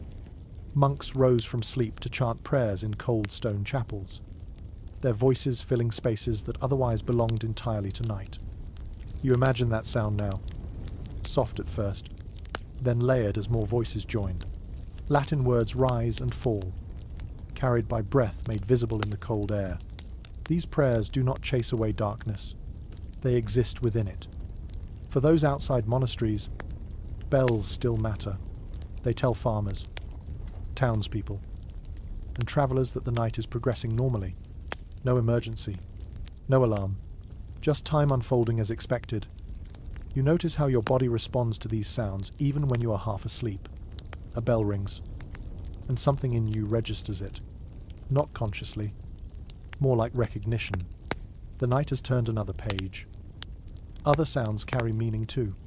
A watchman's call, a distant knock, the creak of a gate. Each one is weighed quickly in the mind. Does it belong, or does it signal trouble? There is evidence from town ordinances that watchmen were required to call out the hours specifically to prevent panic. Silence bred fear. Sound created reassurance. Even a simple voice in the dark reminded people that they were not alone. Inside the house, smaller sounds fill the gaps. A sleeper murmurs. Someone turns over. A piece of straw shifts under weight. These noises blend into a low background rhythm, familiar enough to be ignored, but present enough to signal life. You realize how deeply sound shapes medieval nights. Without clocks, without light.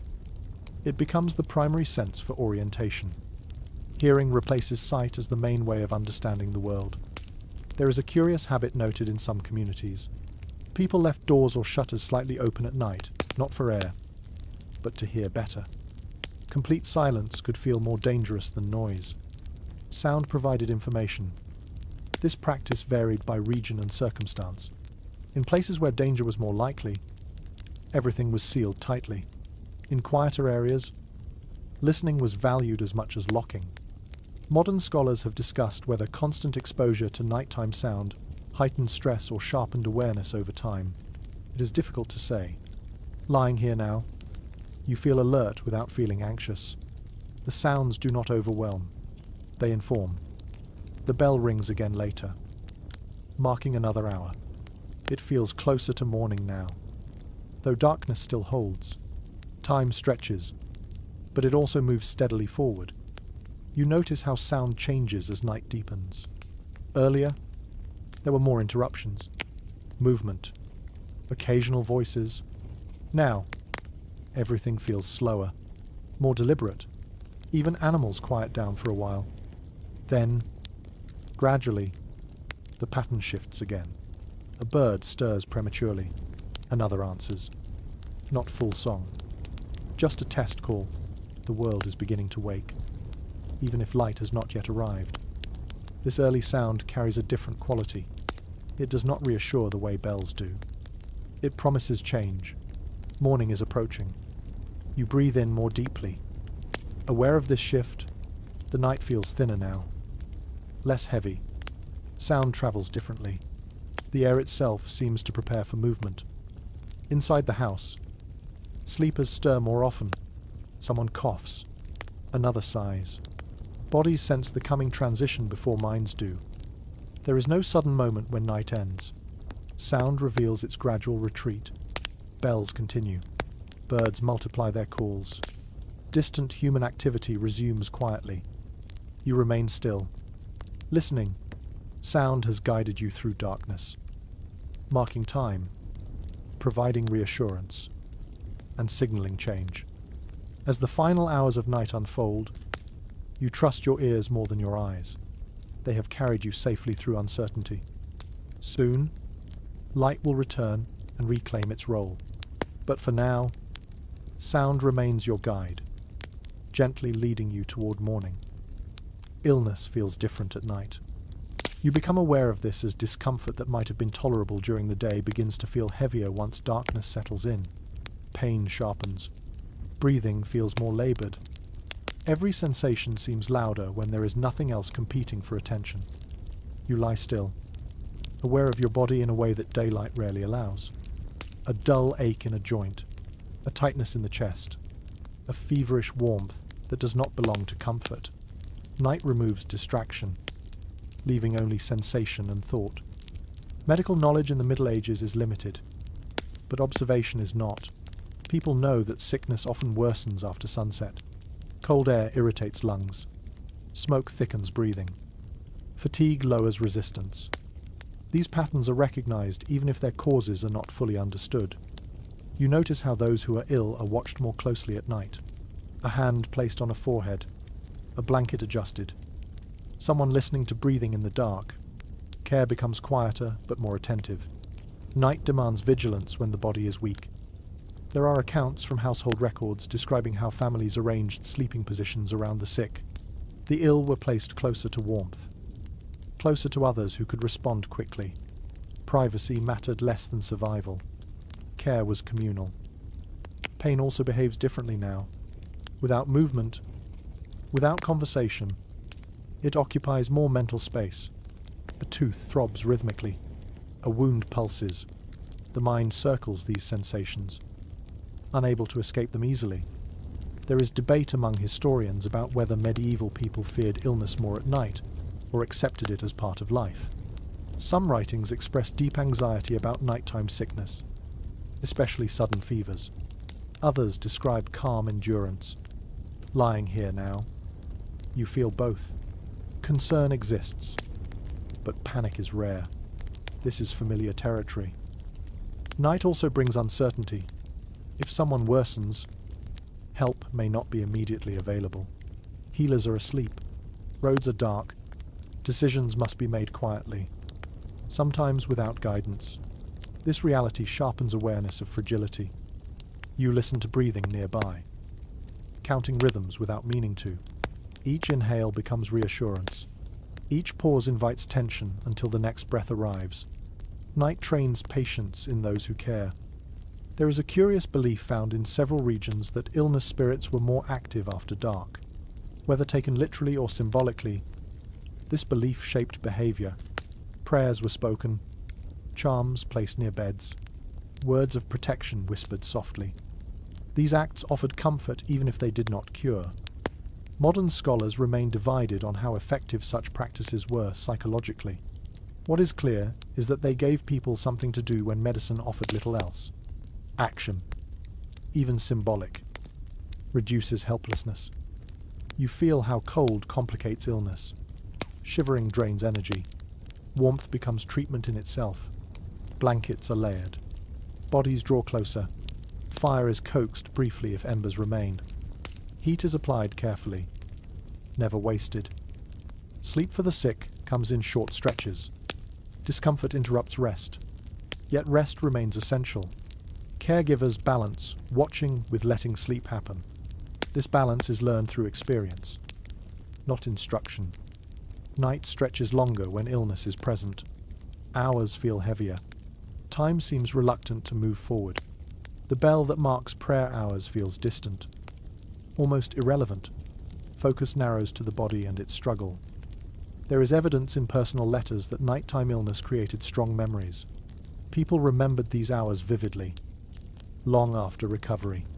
Night etched itself deeper into memory than day.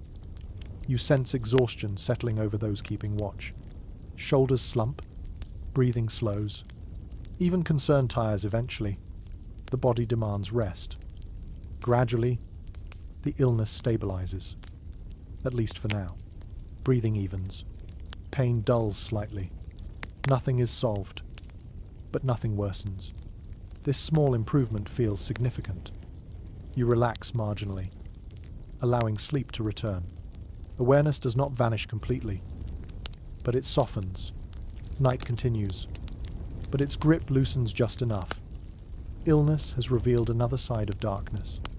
Not monstrous, not dramatic, but intimate and demanding.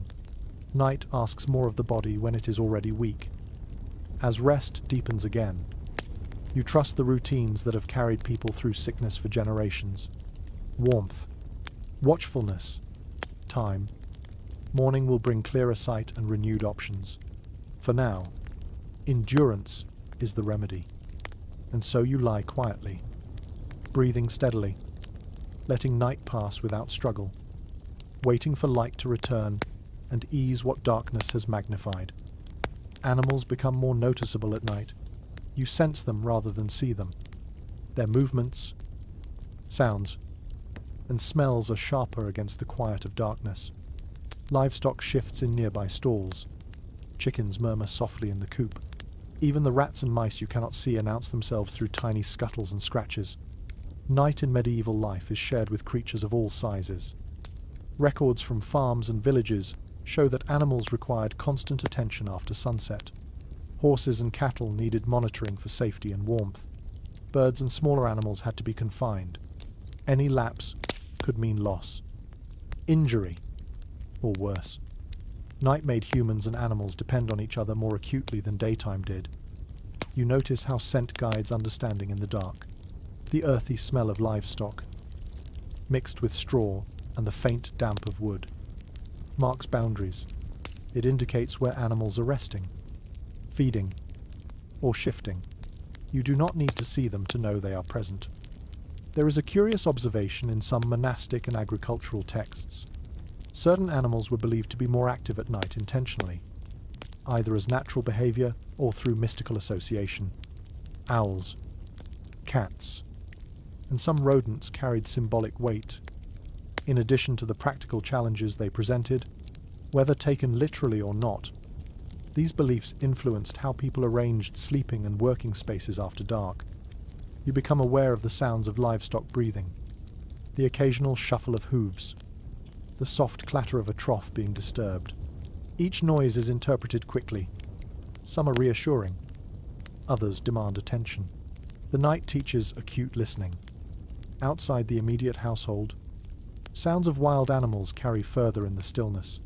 Foxes, badgers, and deer move through fields and forest edges. Their presence is known more by sound and movement than by sight. Travelers, especially, learn to respect these cues. Night outside is never entirely empty, and it requires caution. Your body responds to these auditory cues. Muscles tense slightly at a new sound. Eyes shift under closed lids. The mind weighs possibilities. This heightened sensitivity is part instinct, part learned behavior. In medieval life, ignoring such signals could have consequences. There is disagreement among modern scholars about how much fear animals inspired at night. Some argue that danger was real, with predatory animals threatening livestock and humans alike. Others suggest the perception of threat was exaggerated, amplified by darkness and imagination. Sitting here, you understand both. Every sound matters, yet not every noise signals peril. Movement in the dark is deliberate. You notice the small adjustments people make to avoid disturbing animals. Bedding is shifted carefully. Footsteps are placed on softer spots. A hand reaches out to steady a person or pet. Even sleeping arrangements are influenced by the location of animals, with warmth and safety balanced carefully. Animals also contribute to warmth. A dog curled at the foot of the bed or a cat on a chest adds heat, reduces drafts, and brings comfort. Their presence softens the harshness of stone and straw, creating pockets of warmth that humans rely upon. There are details in medieval texts describing watching animals at night. Shepherds, stable hands, and even children were sometimes assigned tasks simply to ensure animals remained calm and accounted for. These duties teach patience, attention, and awareness of the environment beyond immediate human concerns. You sense the rhythm of life is shared. Human and animal breathing synchronize. Small shifts in one part of the house ripple outward. A hoof scraping, a tail brushing against a wall, a bird stirring. These minor events define the night as much as any human action. Outside, distant sounds of forest or fields remind you that civilization does not fully dominate darkness. Predators, scavengers, and unowned creatures claim their space. Travelers, or anyone moving after sunset, must negotiate these zones carefully, often relying on instinct and experience more than light. There is a note in some chronicles that people sometimes used animals as warning systems. A dog's bark, a rooster crowing early, or even the movement of cattle could indicate approaching strangers or shifts in weather. Night amplified the utility of these instincts. As you lie in bed, the combination of warmth, presence, and movement lulls you further into rest. Animal life becomes part of the rhythm, a constant background that is both alert and reassuring. Darkness, cold, and human attention exist alongside these creatures. Together, they shape the experience of the night. You learn quickly that ignoring animals is not an option. Awareness keeps both you and them safe. Sleep becomes easier now, threaded with the constant, quiet reassurance that the house is alive and that life continues beyond your own stillness. The night is shared fully, and you are part of this ecosystem, alert yet resting. And so, as sound and warmth guide you, the hours pass gently. Humans, animals, and the dark coexist, each influencing the other in a delicate balance that will endure until morning. Travelling after dark in the Middle Ages was an exercise in caution, patience, and sometimes courage. You imagine leaving the house, stepping onto paths and roads that vanish into darkness beyond the reach of fire or torch. Every movement carries risk, not only from uneven ground, but from unseen strangers or hidden dangers. Night transforms familiar landscapes into uncertain spaces. Medieval guides and travel manuals repeatedly emphasize preparedness. A traveller would carry a small lantern or torch if they could afford one. Maps were rare, and landmarks were remembered rather than written down. Roads twisted unpredictably, and shadows of trees or hills could mislead even experienced travellers. Night limited vision drastically, forcing reliance on memory, intuition, and sound. You sense how darkness shapes decisions. Some routes are avoided altogether after sunset. Dangerous bridges, forest paths, or poorly guarded roads become impassable. Travellers plan carefully, timing departures so that distance can be covered during daylight. Or they seek the safety of inns, monasteries, or guarded towns. There is evidence in records that certain nights were considered more dangerous than others. Storms, full moons, or the absence of guiding stars could affect both the mind and the body. Travellers knew that misjudging a step or a bend could result in injury, getting lost, or exposure to criminal activity. Darkness transforms the ordinary into the uncertain. You imagine walking along a narrow road, boots crunching against frost or loose gravel. Every sound is magnified. A snapping twig could signal a deer or a hidden person. Wind carries scents unpredictably. The mind becomes alert, scanning constantly, aware that instinct is now as important as eyesight. Some communities employed night guards or mounted patrols along important routes. Their presence offered reassurance, but coverage was uneven. Travellers often had to rely on their own skills to navigate safely. Records from urban centres describe watchmen calling the hours from gates, signalling both order and the potential for danger if those signals were ignored. Curious anecdotes survive about travellers using animals as guides or protection. Dogs accompanied lone walkers, alerting them to movement and marking boundaries. Horses were kept close and well fed to ensure mobility if escape became necessary. Even a simple rooster or barn cat could provide cues that influenced movement decisions. Historians remain divided on how common attacks on travellers truly were. Some argue that the dangers were overestimated, amplified by fear and folklore. Others point to court records and legal cases documenting theft, assault, and highway robbery as evidence that nighttime travel was genuinely hazardous. Walking these imagined roads, you understand that even if attacks were rare, the perception of danger dictated behavior effectively. Weather adds another layer of complexity. Rain, snow, and fog reduce visibility and make footing treacherous. Paths become slippery. Rivers swell, and hills become deceptive shadows. Travellers had to account for these variables constantly, adjusting pace and route to compensate for the uncertainty. A simple misstep could have serious consequences. The lack of consistent lighting means that even small distances feel extended. Your mind stretches time. Each step feels deliberate, measured. Speed is dangerous. The faster you move, the less control you have over footing, balance, and attention. Patience becomes a form of safety. Night also alters social behavior along the road. Villagers retreat indoors. Curfews enforce stillness, and strangers are viewed with suspicion. Travellers pass mostly unseen, and encounters with others are brief and cautious. Conversation is minimal. Noise is carefully controlled. Every action is measured for both stealth and survival.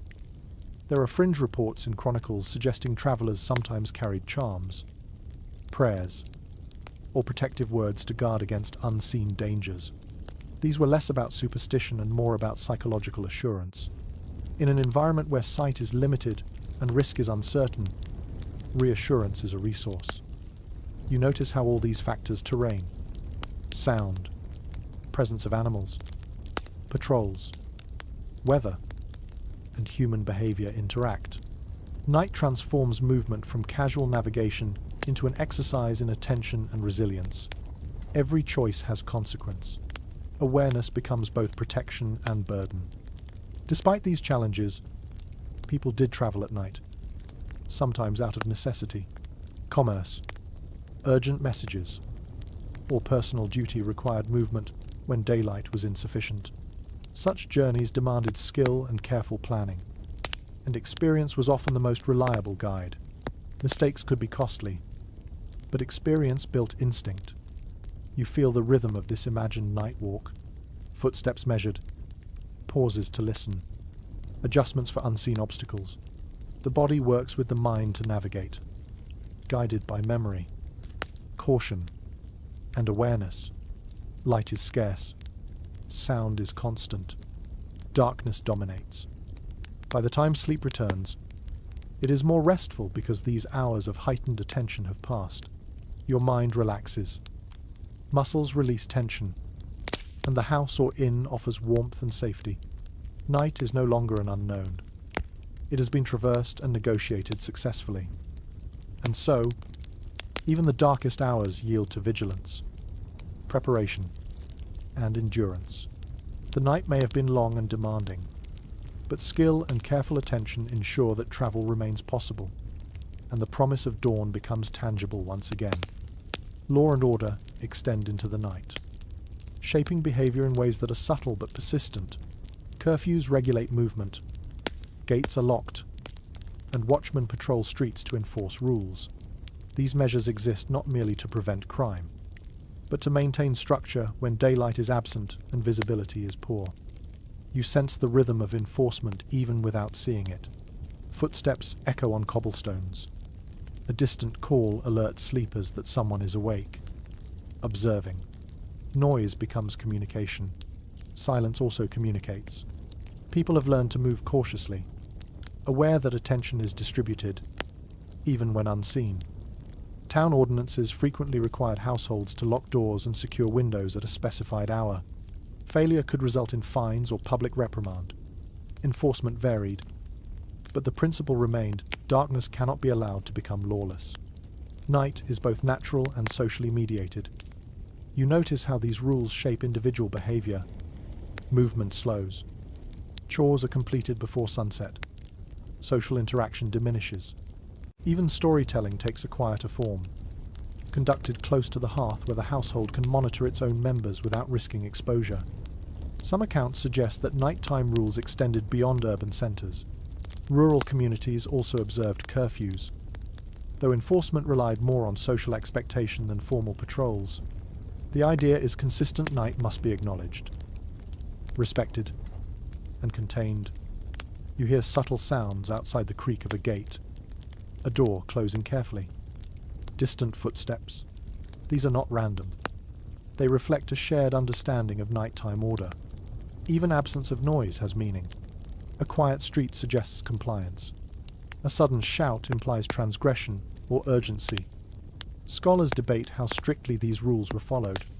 Some argue compliance was high because enforcement was consistent and social norms strong.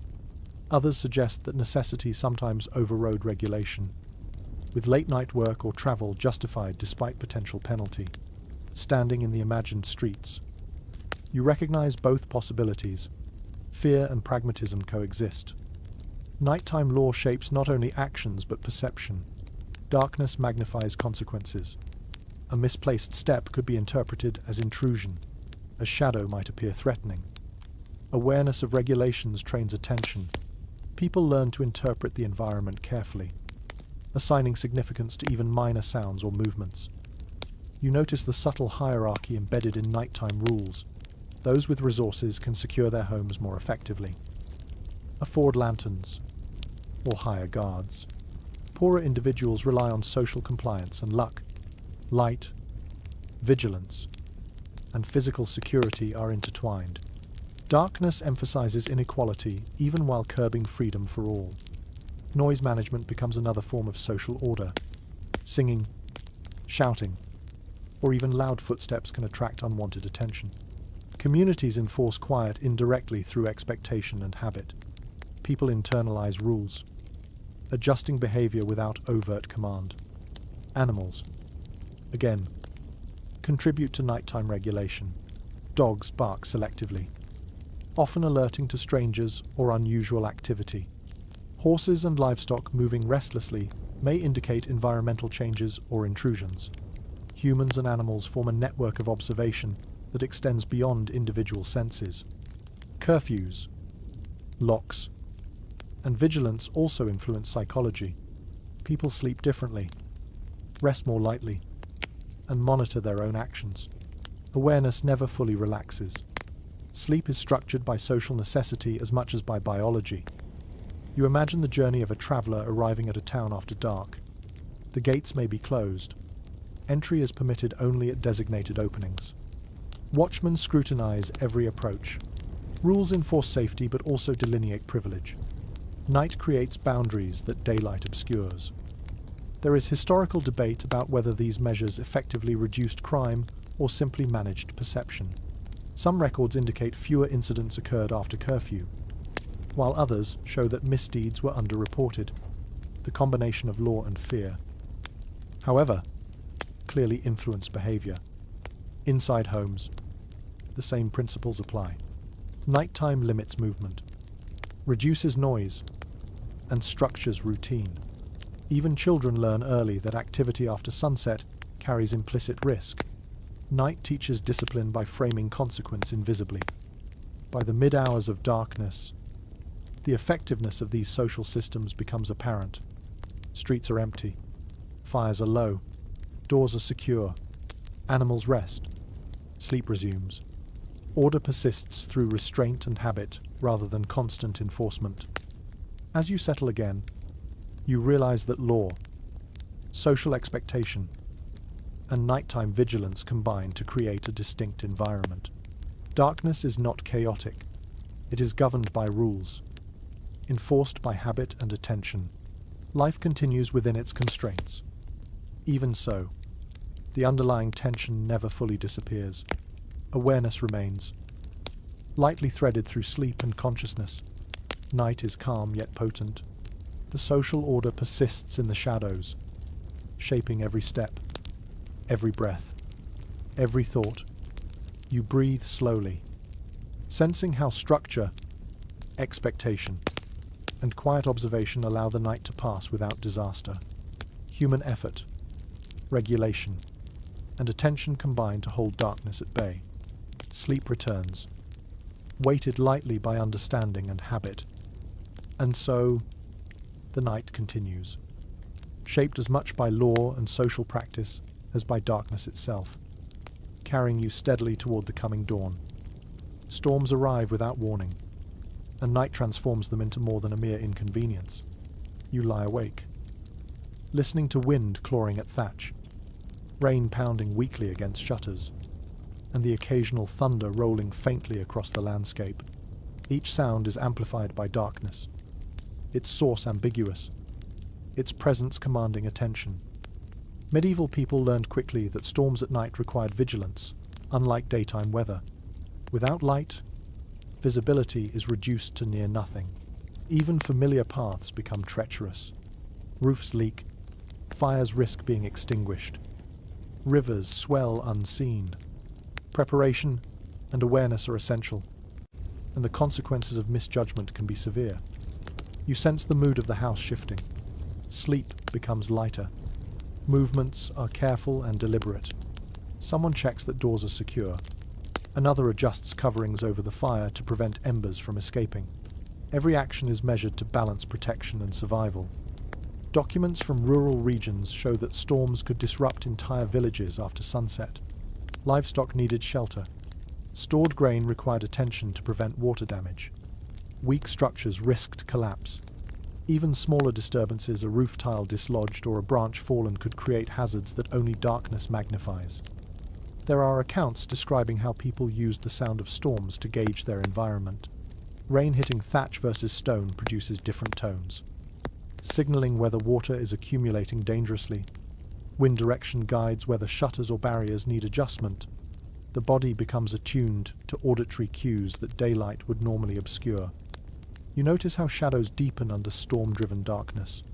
Flickers from fires become more noticeable. Their glow both reassuring and urgent. Fire management takes on a protective role, balancing warmth against risk. The smallest ember must be monitored, as a gust could spread it unpredictably. Weather has an indirect effect on social behavior as well. Villagers remain indoors. Streets empty quickly when storm clouds obscure moonlight. Noise diminishes to a cautious murmur. Movement slows everywhere, except for those who must act guards, watchmen, or those attending to animals and supplies. There is debate among scholars about the psychological impact of nocturnal storms. Some argue that repeated exposure built resilience.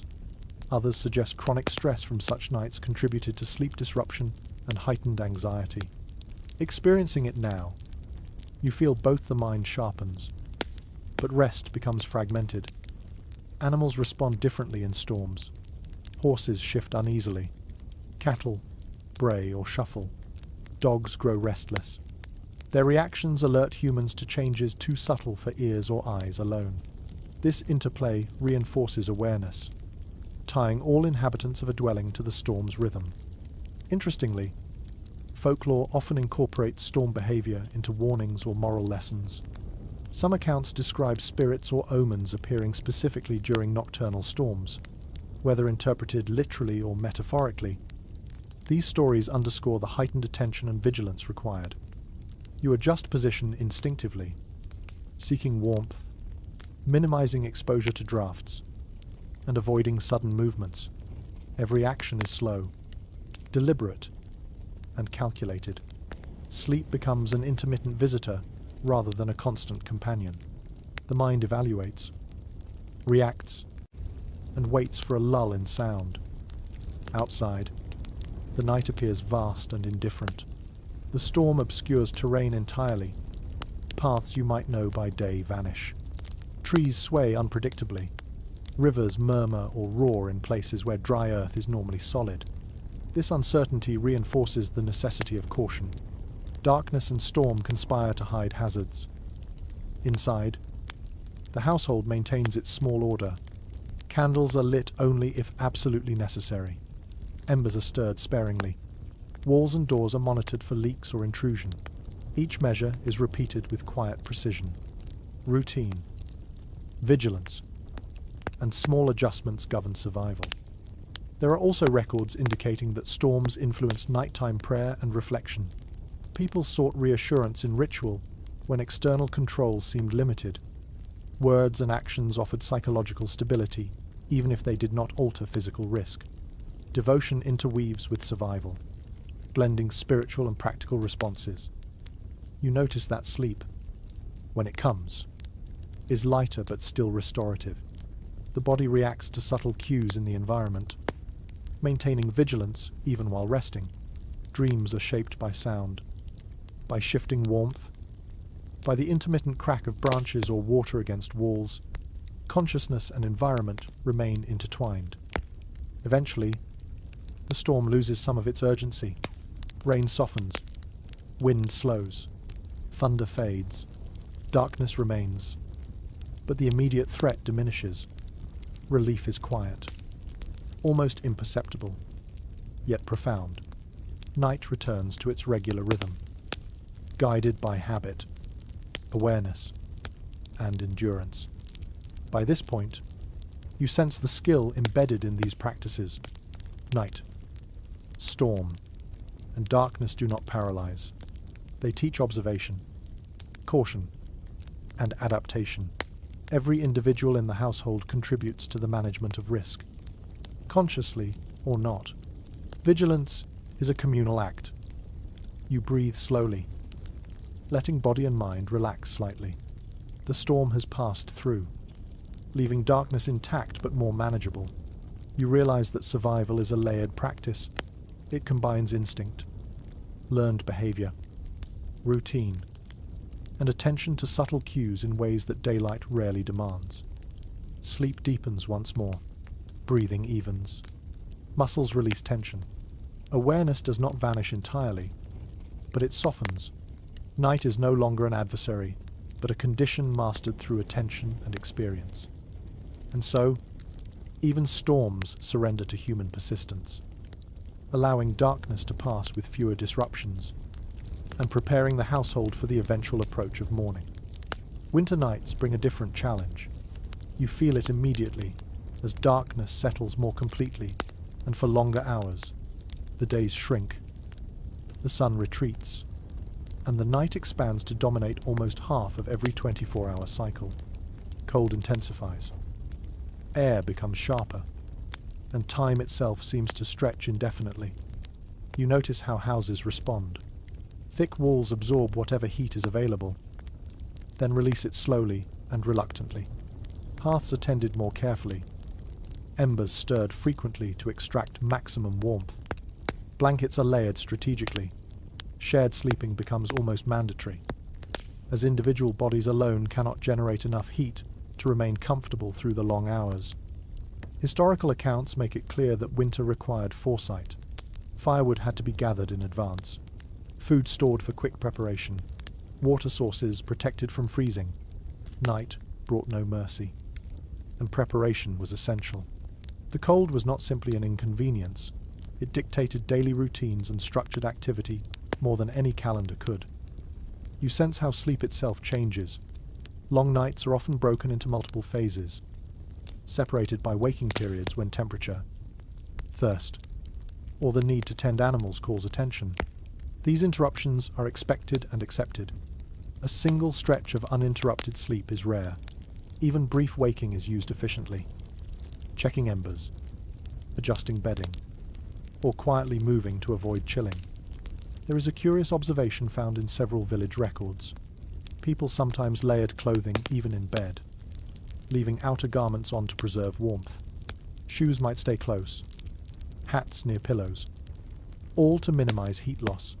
The weight and bulk of clothing compresses the body in ways that make sleep less expansive but more effective in preserving life. Outside, the night is oppressive in its cold. Frost thickens unnoticed. Snow may accumulate quietly, and rivers or streams freeze near the edges. The dark shapes of familiar trees, hills, and houses become deceptive. Movement is riskier than usual, requiring knowledge, instinct, and caution. Those who venture outdoors must navigate uncertain terrain while balancing heat retention against exertion. Animals, once again, play an essential role. Livestock must be sheltered, fed, and monitored. Even small creatures like chickens need protection from frost. Their warmth contributes to shared comfort inside structures, but only if they are attended to properly. Cold amplifies the interdependence of humans and animals during winter nights.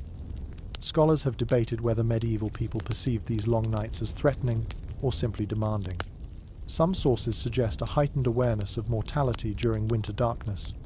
Others describe acceptance, resignation, and learned adaptation.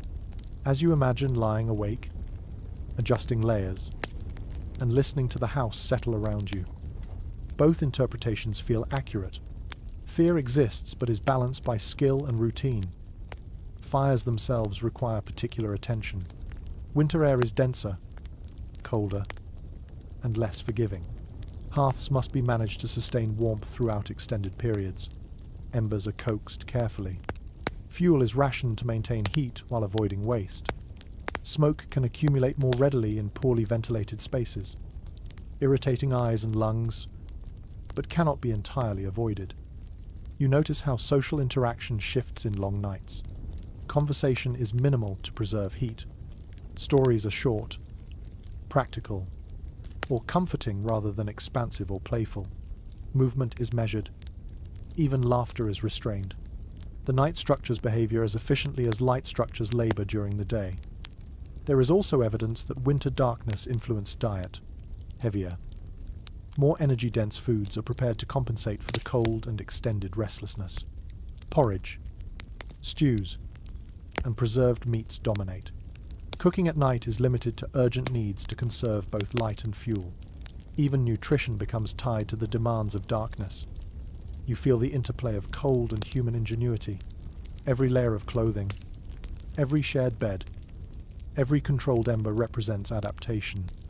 Night is not simply endured, it is negotiated. Sleep comes again, deeper this time, though periodically interrupted by discomfort or instinctive vigilance. Bodies huddle together. Breath is shared in warm pockets. The household functions as a network, each individual and animal contributing to the survival of all. Outside, the winter landscape is silent yet potent. Snow dampens sound, making distant noises sharper.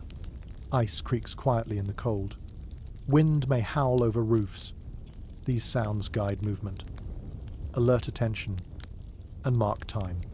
You sense how medieval people would have interpreted these cues instinctively, navigating their environment with practiced attention.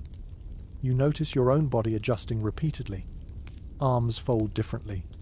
Legs bend for insulation. Every small shift preserves warmth, reduces exposure, and supports rest. Even discomfort is managed consciously and effectively. This labor of the body is subtle but constant. There is uncertainty among modern historians about how people psychologically coped with long winter nights. Some accounts describe stress, fatigue, and heightened anxiety. Others emphasize community, routine, and ritual as stabilizing factors. You experience both realities, awareness of discomfort and the comfort of structured, shared endurance. Eventually, hours pass, embers fade. Breath becomes the dominant sound. Movement slows to near stillness. The night, though long, has been survived through preparation, cooperation, and careful attention to every detail of body, fire, and environment. And as you drift towards sleep again, the vast darkness feels less oppressive. Its challenges are understood, anticipated, and navigated. Cold and time are formidable, but human skill and adaptation persist through the night. Dreams begin to take shape as night deepens further. Without artificial light to fragment perception, imagination stretches more freely. Your mind conjures landscapes, memories, and possibilities, blending them into a tapestry that feels both vivid and insubstantial. Night shapes these images, emphasizing shadows, movement, and texture in ways that daylight never does. You notice how the unconscious mind fills in gaps left by limited sensory input. Shapes emerge in darkness. Sounds take on meaning that might not exist. Stories your mind has stored over the years resurface, sometimes altered, sometimes amplified.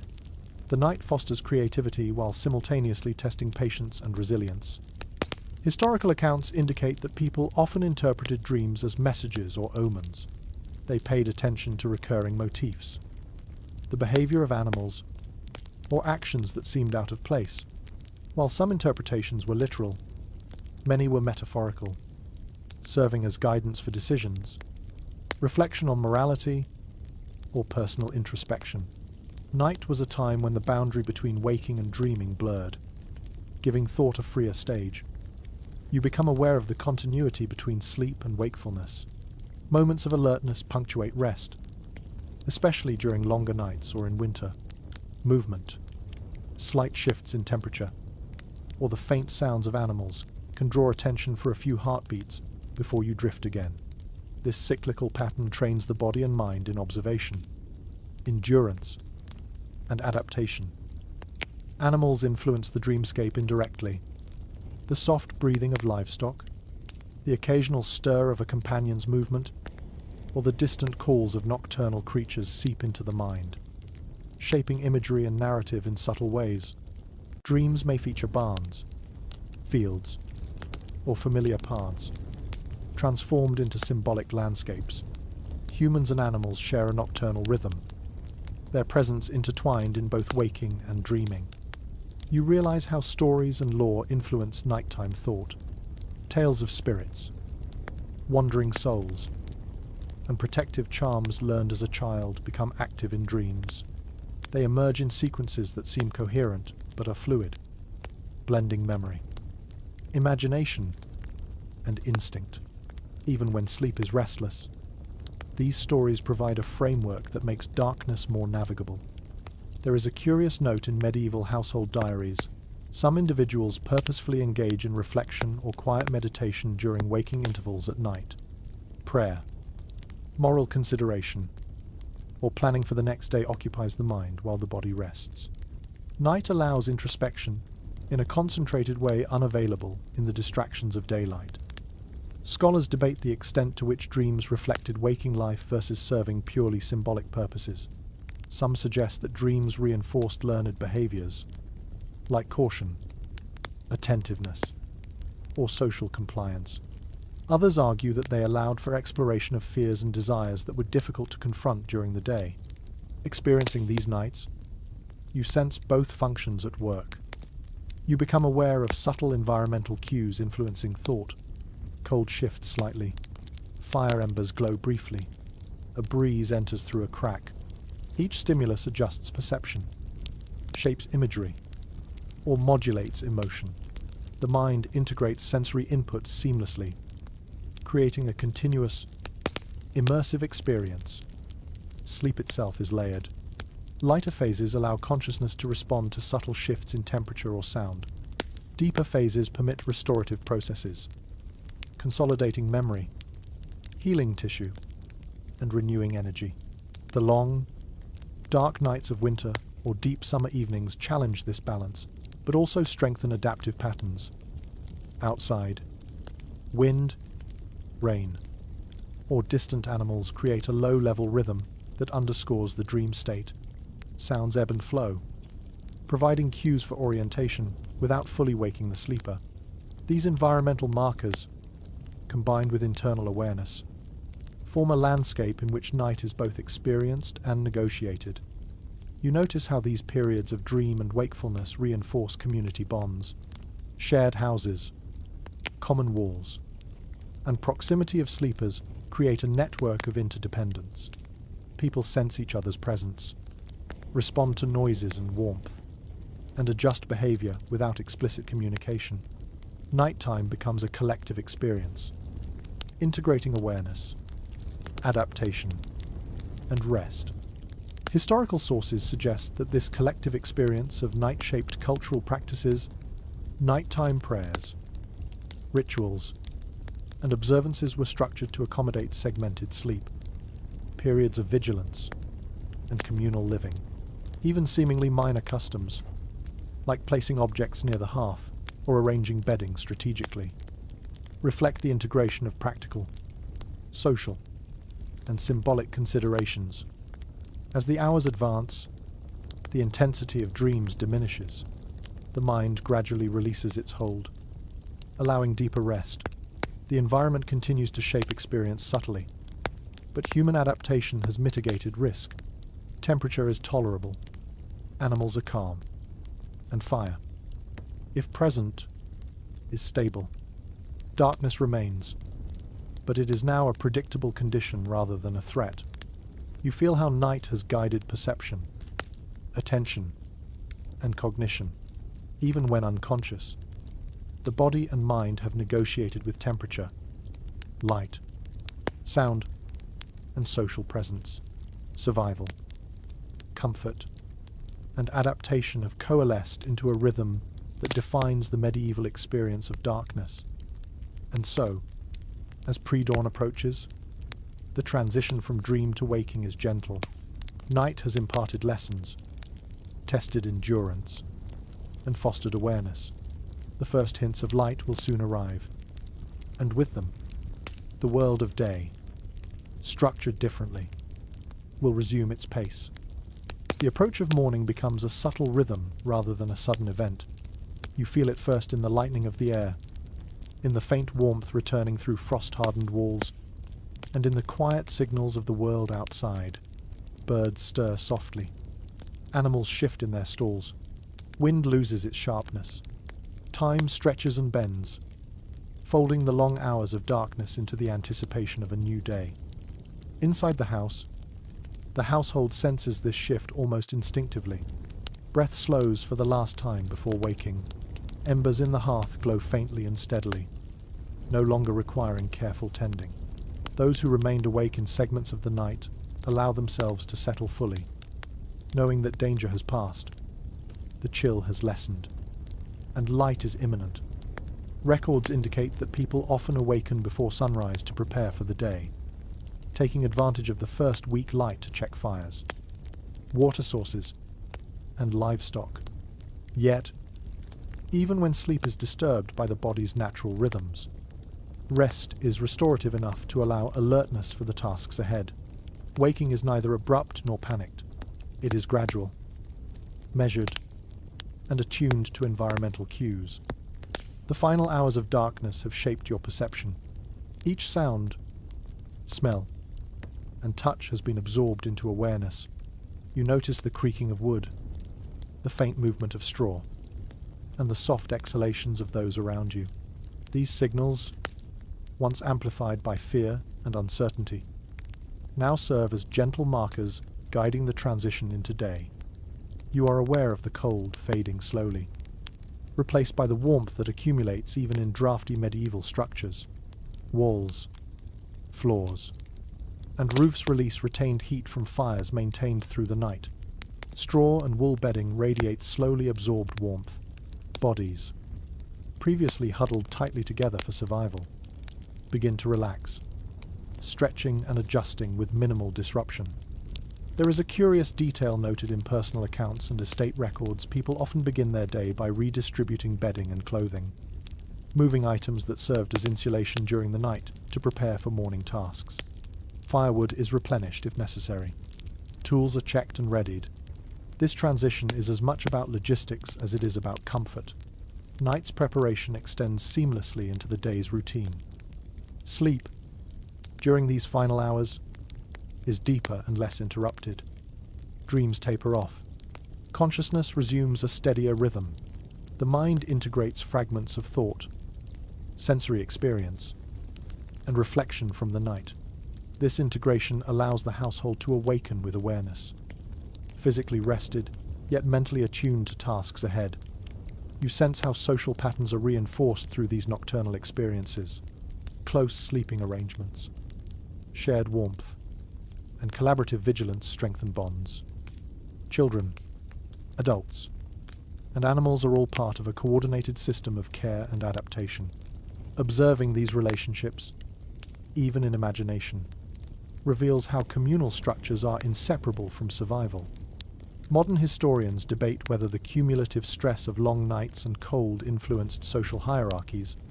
Some argue that shared exposure to risk equalized relationships within the household. Others suggest that those with greater resources could mitigate discomfort, reinforcing status distinctions even in darkness. Lying here, observing the subtle balance between dependence and privilege, you perceive the nuance. Night teaches both equality and hierarchy, depending on circumstance. You hear distant church bells marking the early hour, signaling prayer or timekeeping. The sound carries differently than in full darkness. It blends with faint bird calls, rustling straw, and the first stirring of neighbors outside. Bells provide temporal orientation, bridging the end of night and the beginning of day. Their rhythm guides action and reinforces communal awareness. The last residual sounds of nocturnal life fade as preparation for the day begins. Animals settle into morning routines. Watchmen finish their rounds, signaling safety. The house itself seems to exhale. Walls and roof, releasing the accumulated tension of hours spent holding darkness at bay. Your body, once tense from cold, movement, and vigilance, now relaxes fully. The muscles loosen, breathing steadies. Temperature is managed more easily as warmth and light return incrementally. The household, collectively and individually, has negotiated darkness, weather, and risk successfully. Rest is complete enough to allow alertness, reflection, and readiness for the labor ahead. This final stage of night is also a time of reflection. The mind catalogues the experience awareness of fire, light, sound, and animal movement, observation of shifting temperature and the body's response, integration of vigilance, cooperation, and adaptation. These hours, previously stretched by uncertainty, now resolve into a coherent narrative, internalized as practical knowledge and resilience, dreams, memories, and attention intermingle with anticipation. You understand that the night's influence lingers even as light returns. Habits formed, observations made, and instincts sharpened during darkness persist. Awareness of time, risk, and interdependence remains active, guiding the household through the early hours of day. The gradual illumination outside signals that night has yielded its domain. Shadows retreat. Surfaces that seemed uncertain now reveal texture and shape. Familiar paths reappear. The world transitions, not abruptly, but steadily, from nocturnal caution to daytime clarity. Finally, the household begins coordinated movement. Doors open. Fires are stoked more fully. Animals are tended actively, and tasks that were impossible during darkness are resumed. Life continues, shaped by the patterns, vigilance, and adaptations honed through night. And you, resting at last, have moved through the long, layered night intact. Each hour contributed to endurance, awareness, and preparation. Darkness has been negotiated successfully, providing lessons in observation, patience, and cooperation. Morning promises activity, light, and renewed energy. But it also carries forward the understanding of the night's quiet influence. The night has passed fully now, and you feel the calm that comes with completion. Hours of darkness, cold, and quiet have tested endurance and attention. But the household has met each challenge with vigilance, cooperation, and quiet skill. You sense warmth returning, not only in body but in mind. Even as light grows, the lingering hush reminds you of what was overcome, how every sound, every breath, and every careful movement mattered. Sleep, rest, and wakefulness flowed together seamlessly, intertwined with practical concerns. Observation of animals, attention to fire and embers, and awareness of the environment. Night-shaped perception, refined instincts, and fostered social bonds. Shared warmth, gentle vigilance, and the rhythms of breathing guided experience, teaching both caution and patience. Darkness was a teacher, imposing conditions that the household adapted to naturally, forming habits that would persist long after the first glow of dawn. Now, as the day begins, you feel the soft release of tension. Bodies stretch, muscles relax, and breath deepens without the previous alertness. The air, once heavy and cold, carries faint warmth. Sounds are now layered with recognition and familiarity. You notice the birds, the rustle of straw, and distant human activity as signals of safety and the continuation of life. Night has ended, but its lessons remain embedded in the household, in habits, in awareness. You carry the knowledge of endurance, observation, and cooperation into the new day. Darkness has been survived, vigilance has been honored, and you rest, softly, as the first light unfolds, ready to meet the morning with awareness and ease. Sweet dreams.